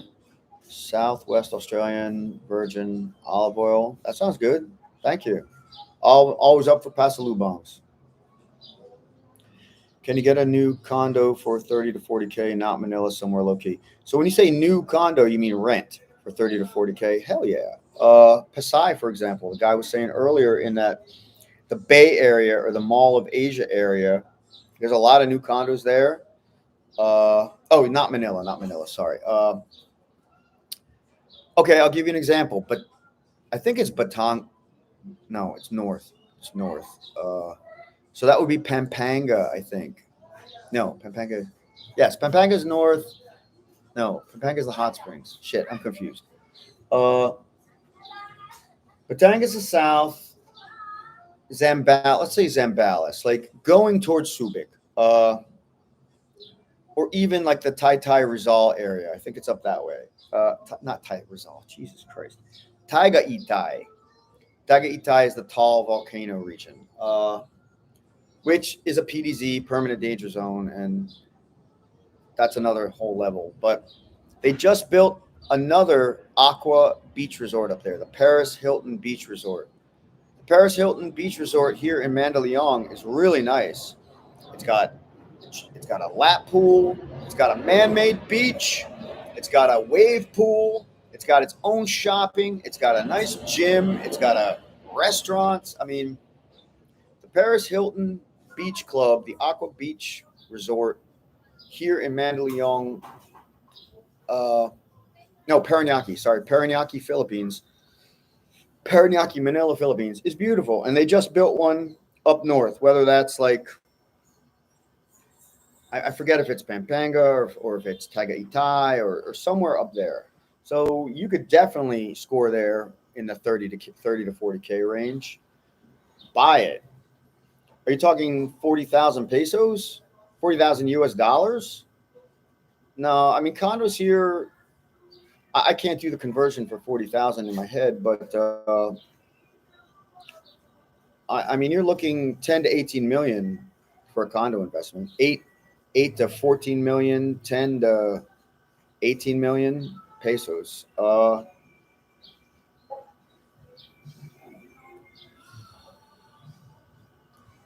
don't know. Let me do the conversion real quick, just for the hell of it, because now I'm curious if I can find a calculator. I think this is her phone. Her phone's like so jacked, like I can't find shit on it. It's like a calculator. How hard can it be? Come on. 40,000 US dollars times, let's just say, average 57 conversion rate after whatever. That's 2.3 million, basically. I don't think you can buy a condo for 2.3 million. No, maybe. Let's see.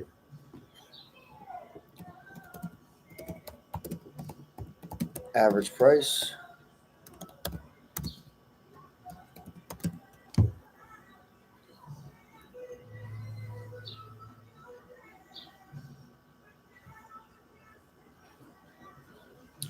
So the internet is shit, and it's basically only telling you that your average price per square meter is a quarter million. So for 4 square meters, that's $1 million, and you're going to have at least, the minimum is going to be 40 square meters, so that's 10 million. So no, you cannot buy a condo for 40,000 US. Now you might be able to buy a crappy one in the middle of who knows where, or maybe an old one in not an affluent area.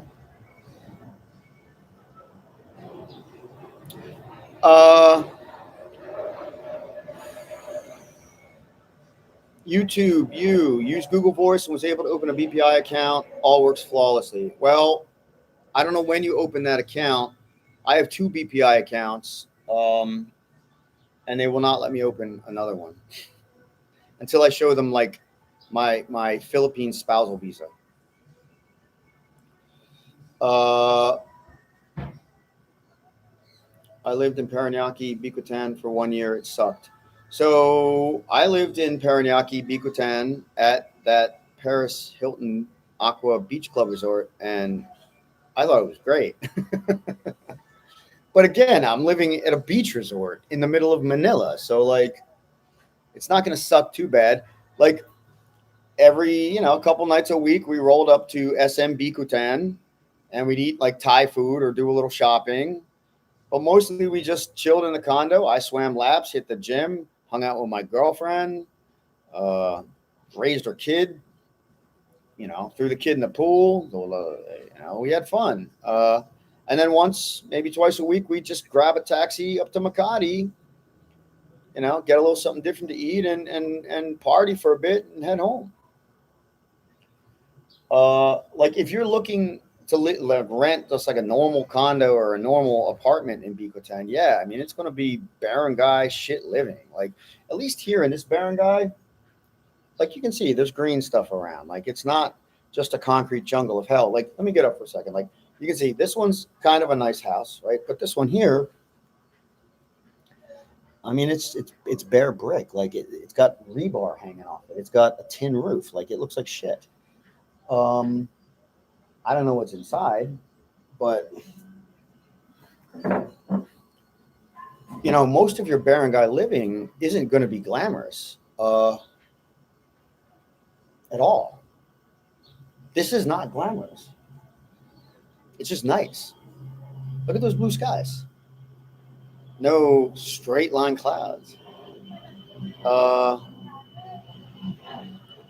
Thank you, YouTube you, for your perspective and sharing your experience. I'm curious to know why Paranaque Bicutan sucked, other than the fact that I also looked at a house in Lower Bicutan, beautiful roof deck, fucking mosquitoes. Uh, Beautiful roof deck, kind of old, shitty, and there was nothing there, man. There was nothing around there, and to get grabs from there to like Makati, like I would have been spending $10 to $15 per round trip and an hour in the cab each way. Like it's not glamorous living. I get that. When you get a sec, check out Copilot. All right, Copilot. Let me just make a note of that.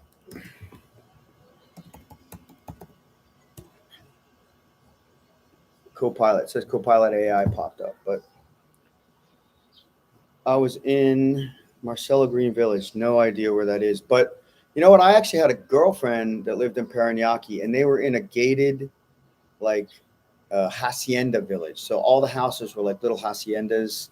Her house was beautiful, and it had a pool. It was also not super cheap. I mean, for Manila, like if you'd had that house in Makati, it would have been ridiculous. But it was a nice house. Again, nothing there. But if all you did was live there with your hot girlfriend and dick around in the pool all day and smash, I mean, it's not going to be bad. Better to rent that way you can come and go and not restrict. Yeah, like especially at first.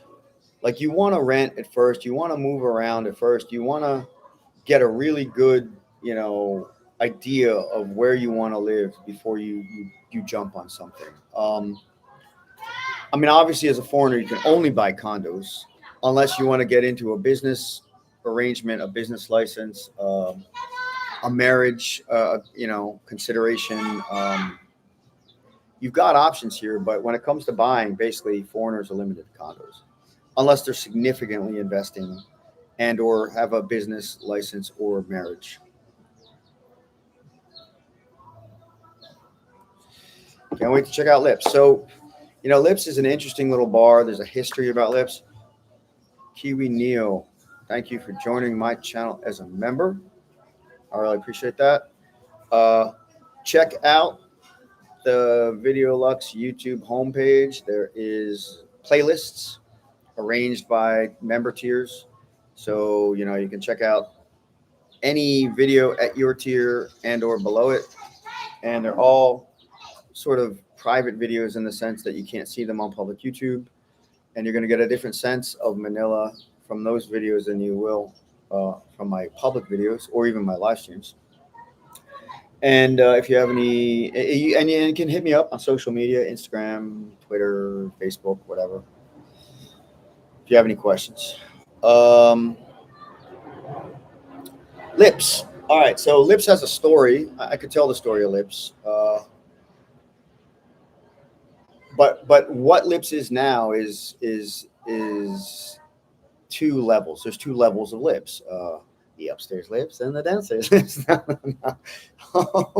But literally, Lips when it started was just downstairs. It was just a bar that had a great dance floor and nice little booths and no cover charge and no consumable charge. So that right there set Lips apart from a lot of bars. Okay, it was not a go-go bar. It was just a bar where they played good rock music. They had a pool table. And at the time Lips opened, it was one of the only bars open in Manila because it was like a lockdown sort of vibe.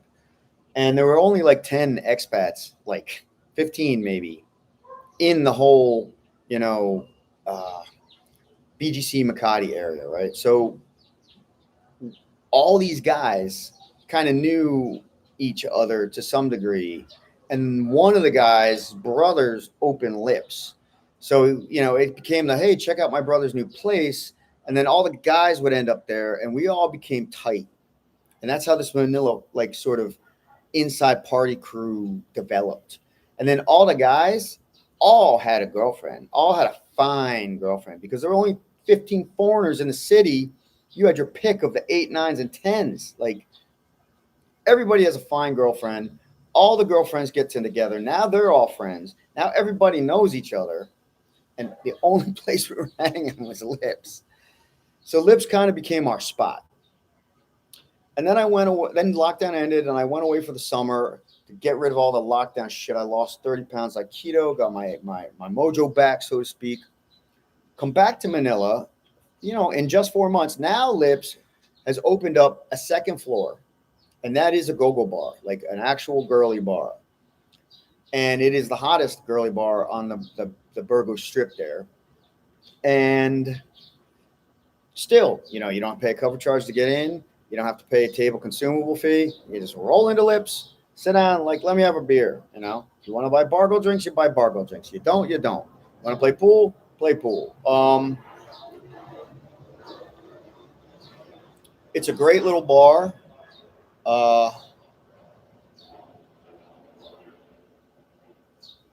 But the whole thing now has the go-go vibe. So even downstairs, you're going to see the go-go girls rolling through. You're going to have a couple dancers. They changed the dance floor into a pole.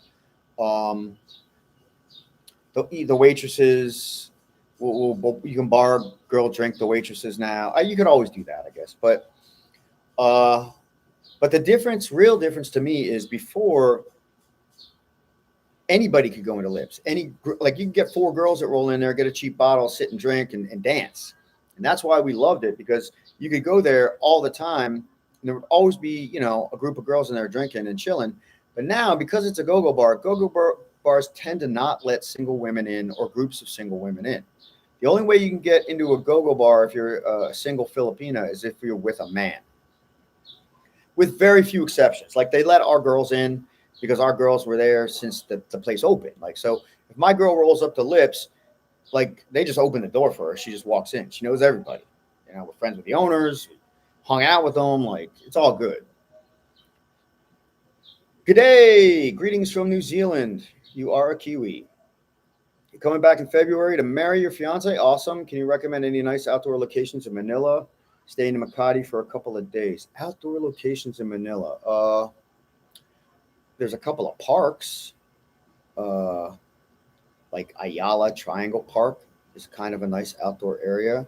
You've got your little walking parks in BGC. I think they call them, I forget what they call them. There's at least 3 or 4 of them. You've got Intramuros. It's the old walled city tour, but inside of Intramuros, you've got Rizal Park.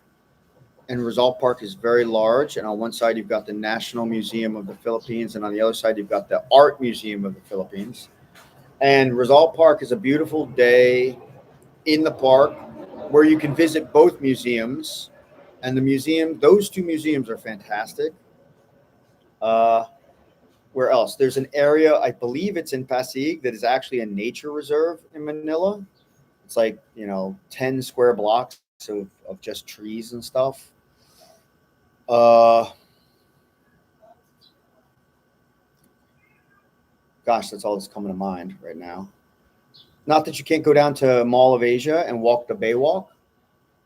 It's nice. Everyone goes there for sunset. It's always beautiful. Stay in Makati for a few days. But the hotels charge a kidney and a hand for an event in their hotels. Yeah, they do. So the question becomes, where can you have an event? Well, it depends on how picky you are, because there's an event hall 200 meters from here. It's upstairs in the barangay next to the market, the Palenque market. I think they charge 6,000 pesos for the room. That's like $100. And then you could probably cater it for another 10,000. And they've got a sound system, they got karaoke, they got tables, chairs, and you can rent a local hall and do a ceremony there. For depends on how many people are coming. 10, 20K. I had no clue it was that new. Lips. Well, the upstairs Lips has been there since mid 2022. The downstairs Lips opened in 2020. So it's 4 years now. If you're around Makati, Feb 15th afternoon, please come down to Cubana. We'll be there for a couple of beers. Dude, you got to hit me up, okay? Because it's very likely I'll be around. And it's very likely I'll have a ton of shit going on. So unless you hit me up on the side, like my Instagram, Facebook, Twitter, whatever, and we talk about it and I put it on a calendar,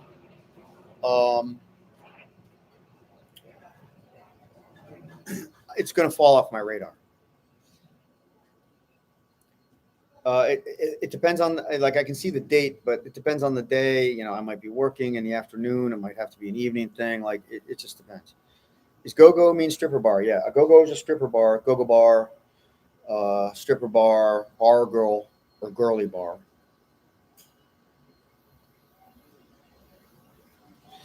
Best way to make expat friends? Great question. If you want to use an app, there's 2 apps. App number 1 is called Internations. Internations. Sign up to Internations, and you'll see what community you join. Communities. Oh, I like, I don't know, fishing, or I like hiking, or whatever. You join your little community, and then you get to kind of interact with the people in that community. And you can also join like a premium membership, and then you get invited to events. Like, the German Club of Manila is hosting an event tonight.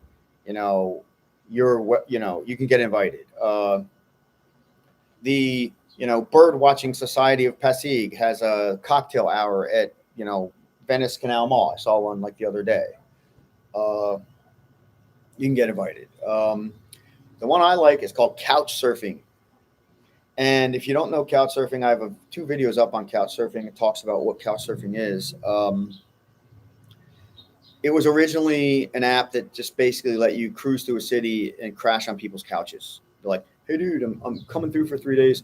How about you put me up on your couch and I'll make you like, fresh Italian food for 3 days. And then that's a great way to meet locals, actually. But Couchsurfing also does events. So there's a Couchsurfing Makati official group, and there's always foreigners going to Couchsurfing events. The thing about Couchsurfing is it's usually the foreigners that are rolling through town looking to connect with locals. Once you get in with a guy, he'll probably say, hey, yeah, look, there's this Facebook group I belong to.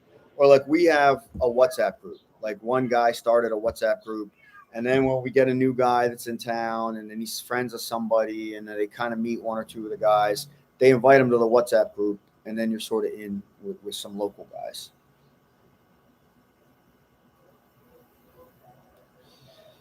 The only Facebook group I recommend is JLB, Funds of Friends with JLB, or whatever he calls it.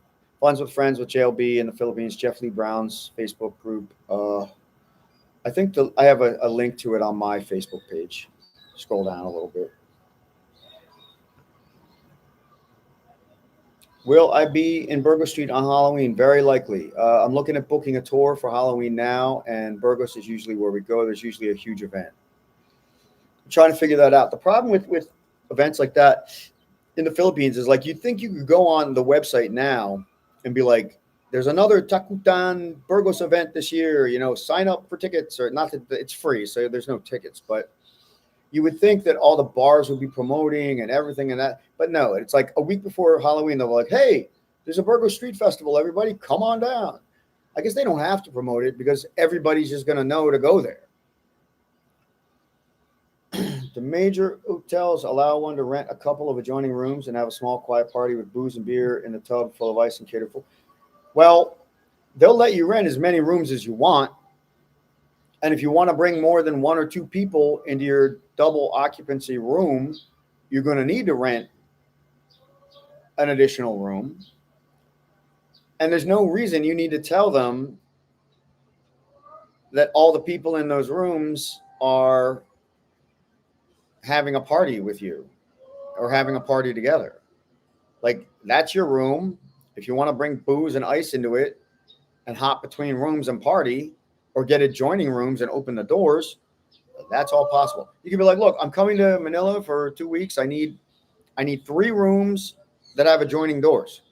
And then you rent 3 rooms with adjoining doors, and what you do in it is your business.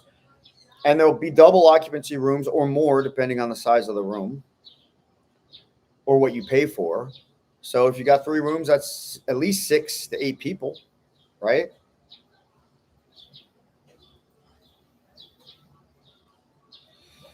City Garden Grand, 500,000 for 4 hours for peanut and Western food, for Philippines and Western food. 500K. That's a lot of money, bro, for 4 freaking hours. Now, don't get me wrong.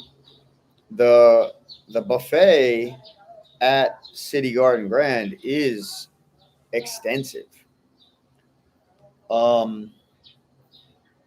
But 500,000 is what? 5,000 US? Wait. 100. Can't even do the math. D2. Yeah, it's like 5,000 US. That's crazy. I would never pay that.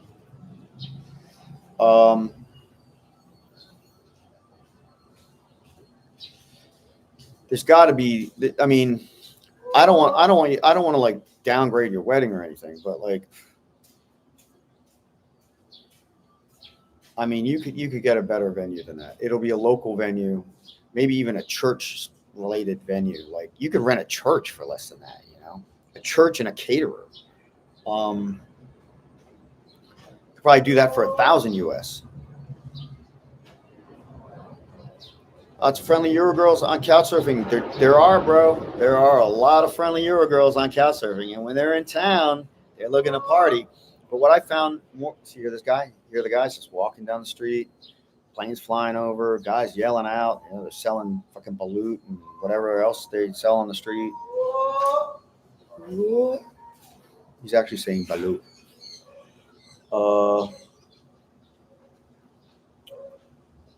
Can you hack it? Can you hack it long term in the Philippines? So, Brevis, to your point, again, what I found that's distinctive and wonderful about Couchsurfing is that the Filipino girls know that they're going to be foreigner events, and they know that all the European, all the Caucasian, all the whatever Armenian or even African dudes that are rolling through Manila for a week or two, whether they're with their girlfriends or not, are going to be at these Couchsurfing events. So they go there to meet foreign guys, and a lot of them are definitely willing to smash, like meet, greet, smash.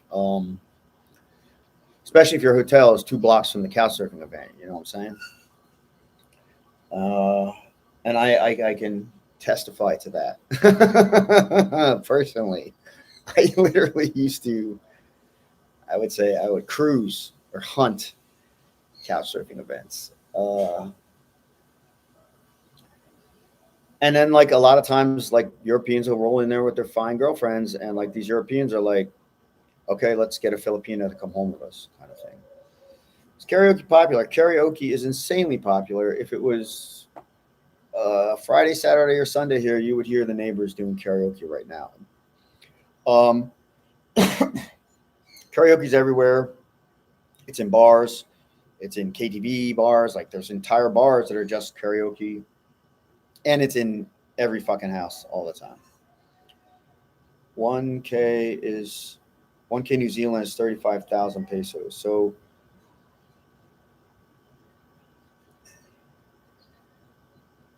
$1K US is like in between 55 and 60,000 pesos.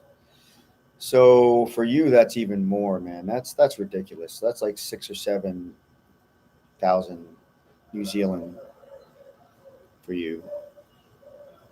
Not sure I can see the poverty and live with it. Yeah, that's very hard to see, man. I have a video coming up in 2 weeks where there's this little puppy on the street, cute as hell, covered in fleas. It's like fleas literally like crawling on it like ants. I could already see its ribs and hips, and it was just like in the street, like looking dazed. And I say to this kid, I'm like, somebody please take care of that puppy. And then like, a week later, I see it dead on the street. Like I'm like, fuck. Like that shit just breaks my heart. And that's a puppy. You see kids barefoot, dirty and barefoot, like begging. Um, there's parts of Quezon City I've driven by, and there's families on the street, and half of the family is naked, like no clothes whatsoever, and wrapped in cardboard. Uh,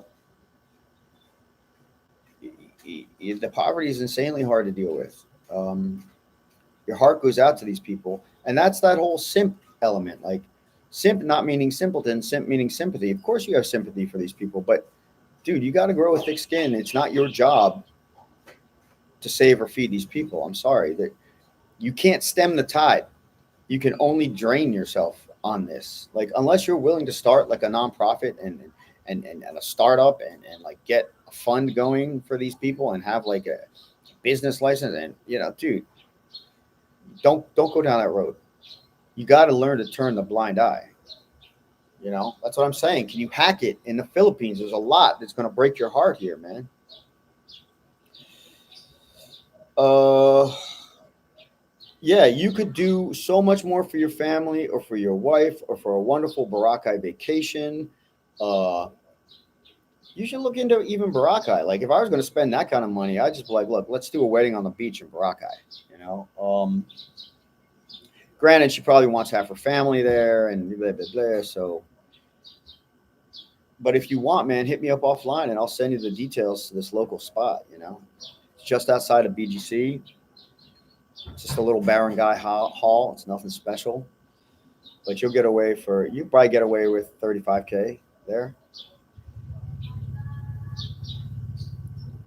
How do you respond to kids beggars asking for money? That depends. First of all, it depends on where I am, and it depends on who I'm with, and it depends on uh, how destitute the child is. Okay, so sometimes you can see a kid begging, and like if you look close, he'll have like a diamond earring or a gold earring, and a new cap, like a new snapback, and wearing shoes that aren't like filthy and falling off his feet. That's just a kid that's just begging because he's learned to beg, and you're a foreigner. And what they say to people that support beggars, and I'm not saying that there aren't some beggars that are just legitimate guys or kids down on their luck that are really like panhandling for their next meal. I mean, there's that. But a lot of these guys, you give them the money, they're just going to go buy cigarettes. They're going to buy booze. They're going to buy drugs. Like, you give a beggar money, you're just training a better beggar. You know what I'm saying? Like, how do you respond to kids? I used to carry food. Like, I literally I have a crossbody bag, another pack safe utility that I use. And I have pack safe videos up on the channel if you guys want to know what those are about. And I would stuff that thing full of sky flakes. And I would, when kids begged, I just reach into the bag, give them a pack of skyflakes. And some kids are like, thank you, thank you. And other kids look at it and are like, what the fuck is this? I'll be like, you don't like it, bro? I'll take it back. Um, you got people that are going to be like, you give them skyflakes and they look at you like you're a cheapskate. Like, and they put their hand out again. They're like, where's the money? I'm like, when the money's about to be stuck about 8.5 inches up your ass, motherfucker. You'd be like, it's like, you know what? Like a little gratitude here. I'm the one carrying around the food for you. A lot of times these beggars are gonna hit you up outside of a 7-Eleven or something. I'll roll into the 7-Eleven. I'll grab like 3 or 4 of those noodle packs. They cost like 16 pesos or something. I'll buy like 3 or 4 of them, and on my way out, I'm like, here, bro, here, bro, here, bro. Take it home and cook it up. Have a couple ramen noodles on me. Every now and again, if it's a mom begging with a baby, and I've got coins in my pocket, I'll give them some coins.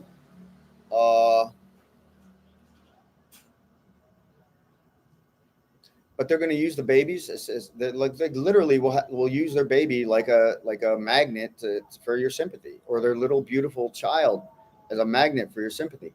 And I'm not saying that they're not hurting at some level and couldn't use your money, and the mom's not going to.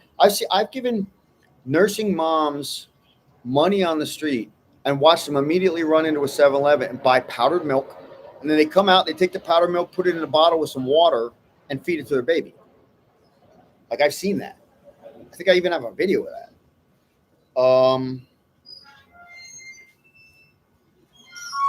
Basically, you just got to be, you know what I tell kids that are begging? I say, oh, no, thank you. No, thank you. No, thank you. And I just keep walking. Like, it's almost like I don't understand. See what I mean? Another level of bullshit. Can you hack it in the Philippines? Like, there's a fucking bullhorn that they install on every street. One at this end, one at that end, where they make their announcements.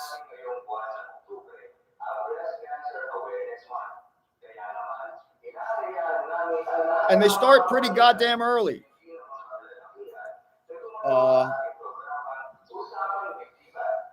So most of the times I just tell the kids, thank you, no thank you, no thank you, and I just keep walking.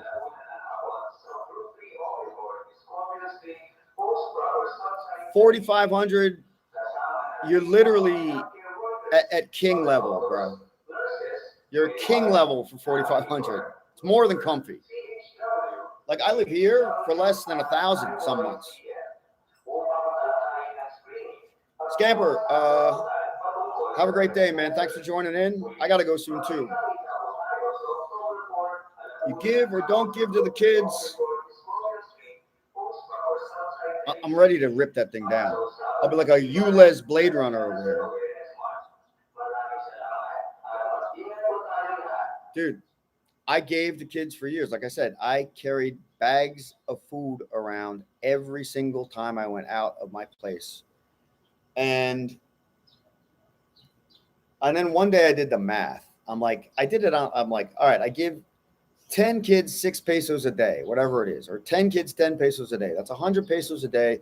That's 500 pesos a week. That's $10 a week. That's $40 a month. That's $400 a year. It adds up fast, because it's not just one kid you're giving the money to. You give the money to one kid, and the next thing you know, there's 6 more kids.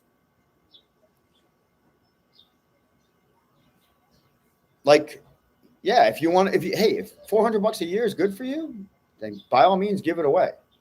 I got better things to spend $400 on.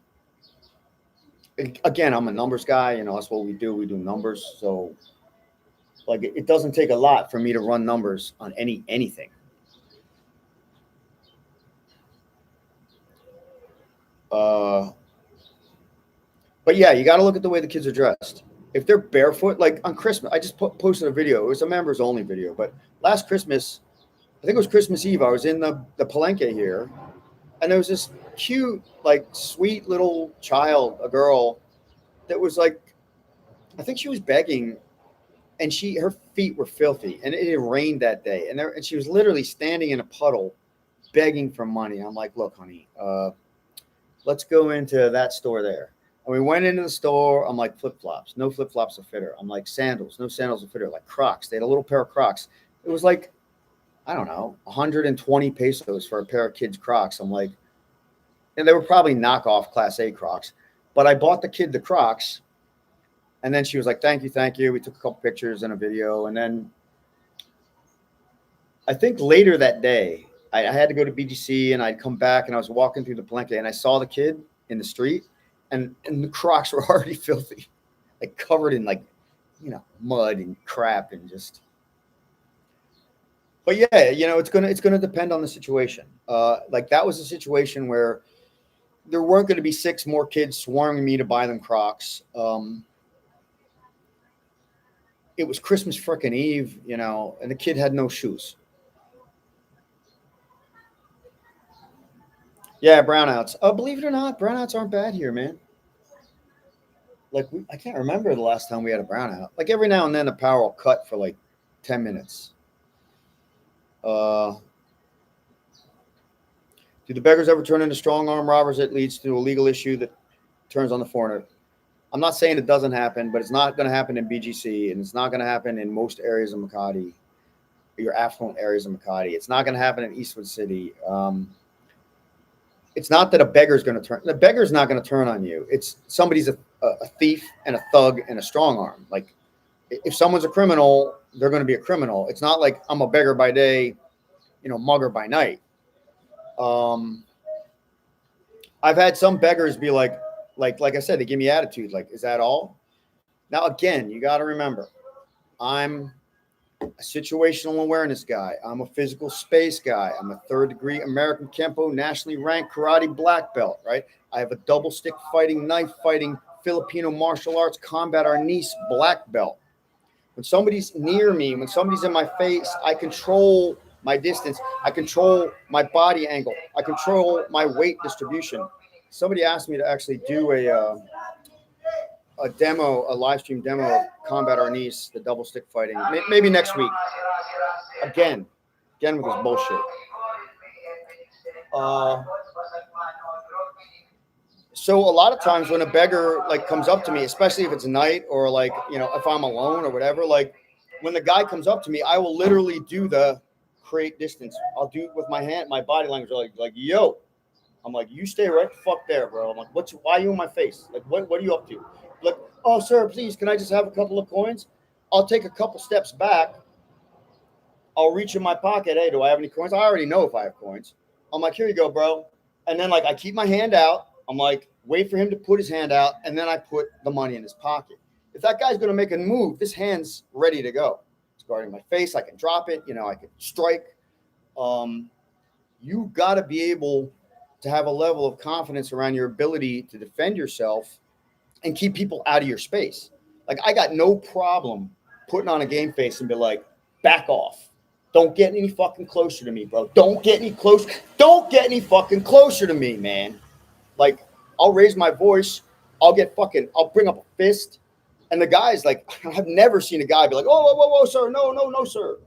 They don't want fucking trouble, man. Especially if somebody looks like they can throw down. That's just straight up advice anywhere. Trust me, I don't want to get in a fight, man. I don't want to get in a fight. You don't want to get in a fight. I would rather turn on my tail and run. And I even train my girlfriend. I'm like, look, if I say run, you run. Like a lot of times when we go out, depending on where we're going, I'm like, nope, you're not wearing those shoes. You got to wear these shoes. There are nights that I'll tell her, like, if there's a problem, if we get separated, if I tell you to run, this is where you go. So, again, never had that problem. But you always prepare for the problem, right? It's like that quote about war. It's like, a good king doesn't want war, but a good king is always prepared for war.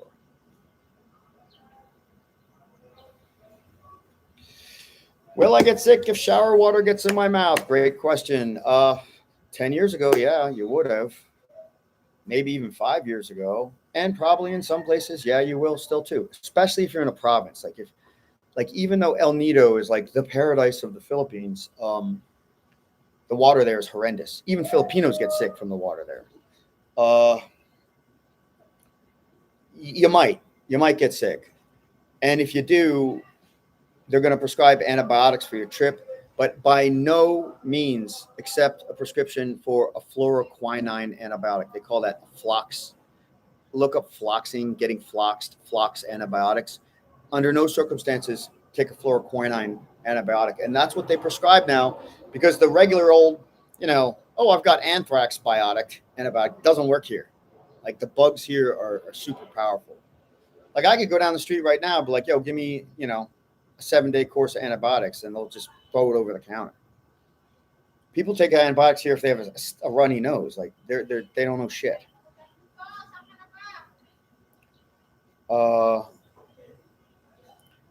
Try to keep the water out of your mouth, man, or be able to rinse. Like keep a bottle of bottled water. Don't brush your teeth with it either. Not at first. Once after a while, you'll get used to it. Like I don't even think about it anymore. When I first came to the Philippines, I had a blue light pen that you could just put in any drink and stir it for 30 seconds, and it would kill any bacteria. Still have it. I keep it in my bug out bag. It's the other thing. Bug out bag. What if there was an earthquake? What if half your fucking house collapsed? Like, do you have a bag that you can like, look, I'm gonna throw my cash in it, I'm gonna throw my computer in it, I'm gonna throw my already charged up shit in it. I got my, water purifier in it. I got my solar charger in it. Like, do you have what you need ready to grab and go? Should do a live stream on that. Giving money to beggars is supposed to be against the law, but never enforced. Uh, yeah, I think it is against the law actually, and I don't really give to, well, yeah, authorized charities or orphanages. I'd probably give to an orphanage, but I don't think I'd give to a charity. There's one that I did give to, and it was sponsored through corporate, and I did a very large event for that. I actually have the documentary up on the channel about that. It's called Dossieri, Docere. I think it's some European word for shit. I can't remember. I think it was supposed to be lessons learned or something. I don't remember, or thoughtfulness or something like. Those experiences, they were part of what changed me here in the Philippines. I like American Red Cross, United Way, UNICEF. Like those organizations are just thieves. Like look at how much money the CEOs make in those corporations. Whenever somebody asks me to donate to UNICEF, I ask them, "Do you know how much the CEO of this company makes?" They're like, "Oh no." I'm like, "Yeah, we'll figure that out and then get another job." Uh, like sometimes they say like it's only 10 cents of your dollar goes towards the actual people, the charity or sponsor.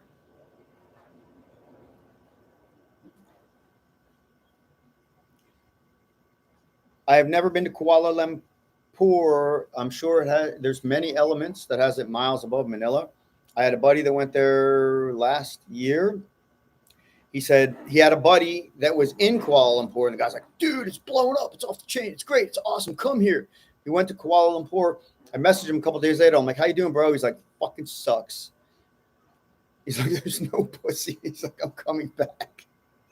I'm like, "All right, scratch that off the list." I know, B Gun. What can I say, bro? But she's working, man. She's working. Uh, maybe I'll try to schedule the stream at another time, or we start earlier, because she usually doesn't start till 8 or 9. Uh, anyway, hey Tap, what's up? We had a blast with you too, man, and we are doing great. I was worried about you, Mr. Heartbreaker. I tried to message you, after you got back, and you were, I think you were still in what we call the post Philippines blues. Uh, you had a unique and interesting and very, I would say, common expat Philippines experience on your first trip here. The only thing that was uncommon about your experience is you got to roll with our crew.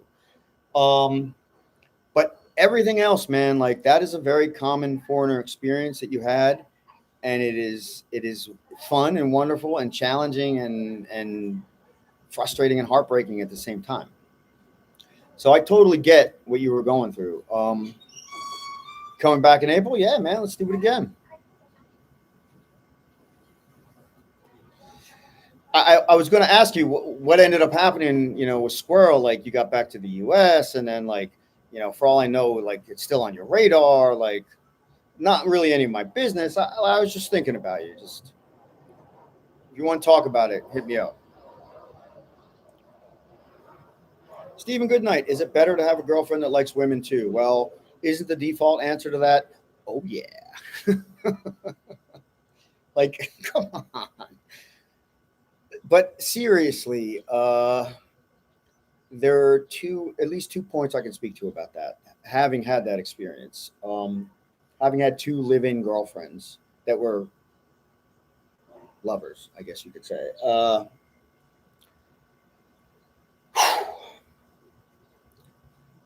In Manila, regardless of how hot your girlfriend is, you're going to be tempted by other women because there's just a million hotties and a million cuties and a million shorties that are just going to turn your head no matter how hard you try to keep it focused on your girl.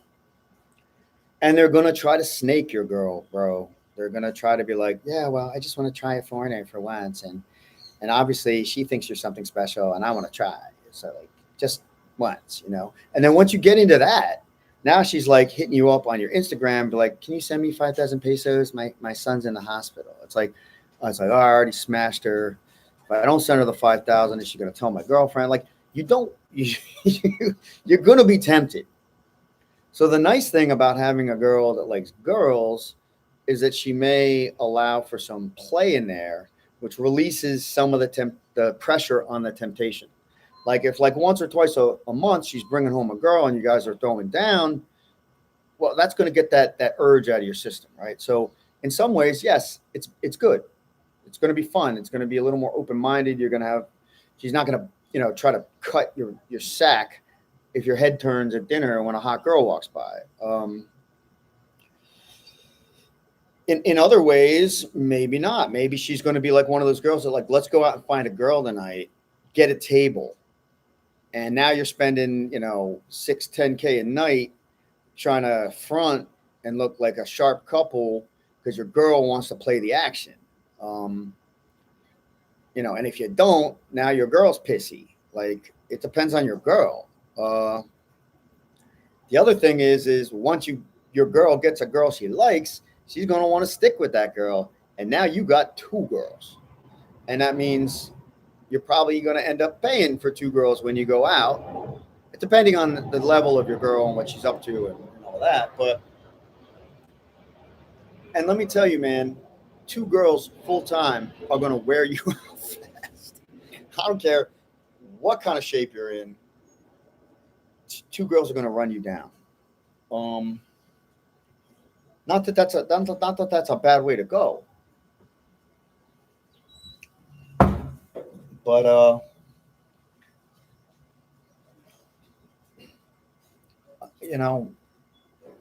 because it's prevalent in Manila and because it's okay in Manila and because it's a pretty fun experience, like it's worth at least one run. How much is your tour experiences for people going to Manila? Well, technically, I don't charge anything for a tour because I'm unable to charge for services here in the Philippines. It's my girlfriend that runs the tour business, and that's on a case-by-case basis, depending on what you want. I can't give you a quote because technically I don't run the business. However, if you want to hit me up on my Instagram, my Facebook, or my Twitter, and all the links are in the video descriptions and or on my main channel page, I can get back to you with some information about it.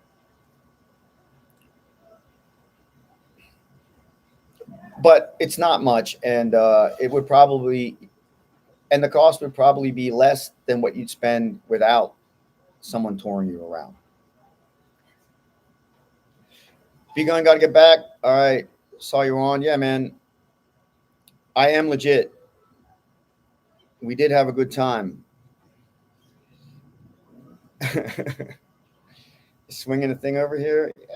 Yeah, there's definitely a whole swinging community here. I mean, I'm not into it. But yeah, I've seen a lot. Tap, hit me up, bro. Yeah, travel while you can, man. Travel before your 2030 UN agenda climate lockdown scam limits you. You look on the United Nations website, it's already telling you by 2030 you're going to be limited to 1 domestic flight every 3 years. All the lie around the carbon footprint scam, blah, blah, blah.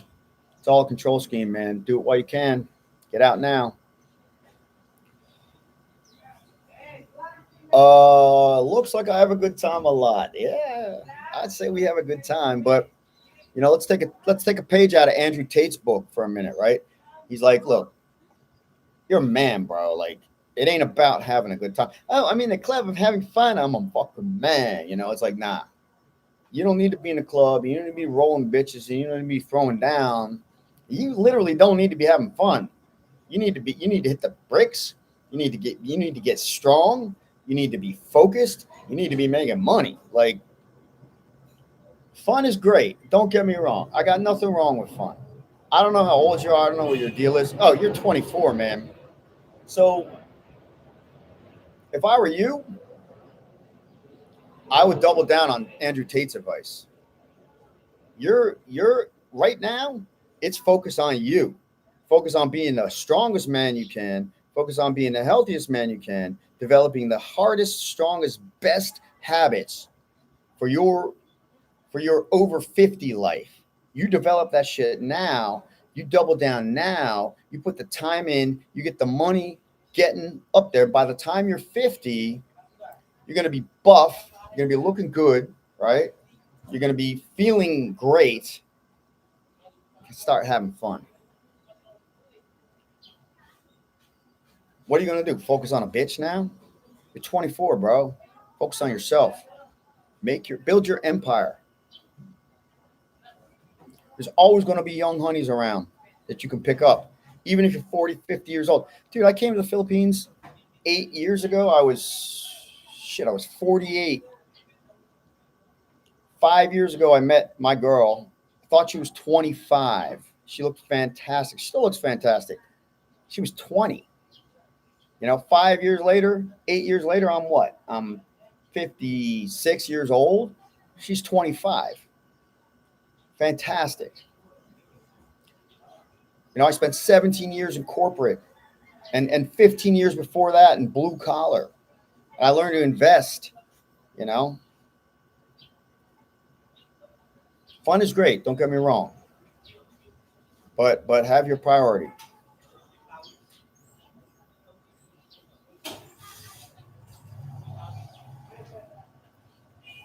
Dude, I get why you want to stay out of America.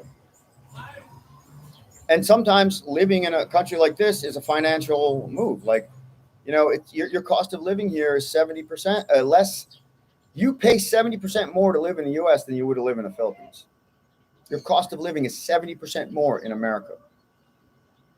Now, you're going to have to offset that differential between things like how often do I have to fly back to the U.S.? What is a flight going to cost me? How does that hit my offset in 70% savings? And if I'm working for an airlines, does it really matter? Like, you got to run the numbers on everything. Everything's a numbers game.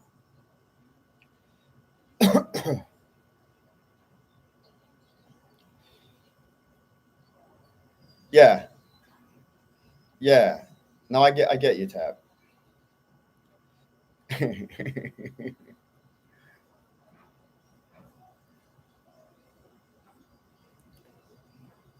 Yeah, a lot of the girls here think I'm in my 30s. And I got no problem with that.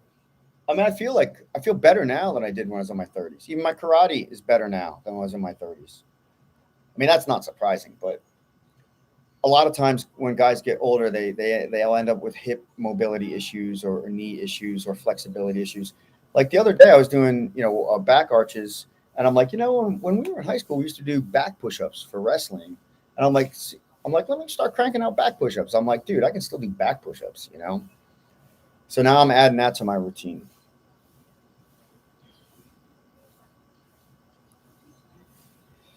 Rather than have a girlfriend in 40s and up, how possible is that? Totally possible, man. The thing is a lot of Filipinas hit the wall when they turn 30, man. They've never had a proper exercise program in their life. Their whole life is about eating fucking rice and shitty pork and sweets from the bakery. And by the time they hit 30, it's literally like, oh, it's going to be 5 pounds a year from here on out. So in 10 years, now they're 40, they're 50 pounds overweight. They don't develop good habits. They don't change their diet. By the time you're 30, you've got to be insanely disciplined to make a lifestyle change like that that's going to keep the 5 pounds a year off. Think about it. 30 to 40, 5 pounds a year, boom, 40, she's 50 pounds overweight or even 30 pounds overweight. Now, granted, some Filipinos, some Southeast Asians have a very ectomorphic metabolism type, and they tend to not get fat. But she's already losing muscle tissue and bone density. All right, she's going to have health considerations. Right, a woman that doesn't weight train, probably a man too, but more so for women. 1% of muscle mass per year loss. So by the time she's 40, she's lost 10% of her muscle mass or more, as well as 5 to 10% of her bone density if she's not resistance training. Um, how many kids does she have by the time she's 40, man? Like I got girls popping out kids at 19 here, 17. My first girlfriend, her kid was, she had her kid when she was 17. And that was 12 years ago. And she was 28 when I met her. So you got to wonder how many kids she has now. I got another girl whose sister, 3 kids, 1, 2, 3 kids, 4 kids, 3 different fathers. 4 kids, 3 different fathers, and she's not even 40. The other ones that have their shit together, again, they're working all the time. They're working 50 hours a week. How much time are they going to have for you?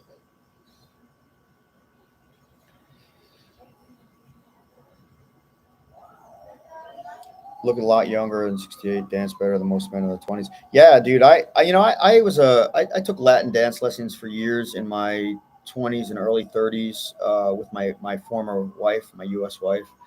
So we learned to dance, but I didn't learn to like get out on the dance floor and boogie until I came to Manila. All right, guys, it's 2 hours 20 minutes. That's way long enough for a live stream. I'd like to thank everyone for joining the stream today. I'd like to thank my new member, Mr. Kiwi. Guys, consider joining my channel as a member. Come on. It's as low as 79 pesos a month. That's like buying me 2 cups of coffee a year. Consider this our first coffee date. Super chats, they're open. If you feel like making a donation to Videolux Philippines, sign on and hook it up. Everything helps.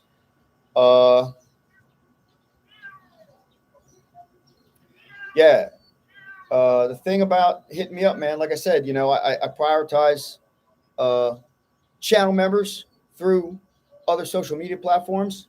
If you want to connect with me and get some real advice, join my channel as a member. If not, hit me up on YouTube, leave a comment. I'll get back to you. Thank you all for joining the stream today. It was very interesting questions, as always. I also had some insight today. I had some insight yesterday on what I call the 4-point vetting program. I didn't get into that today. I know I had a request for it, but I had insight into how to streamline that and smooth it from like beginning to end. And today, just a reminder of the book, How Not to Give a F, right? Life isn't about eliminating problems. Life is about creating better problems for yourself.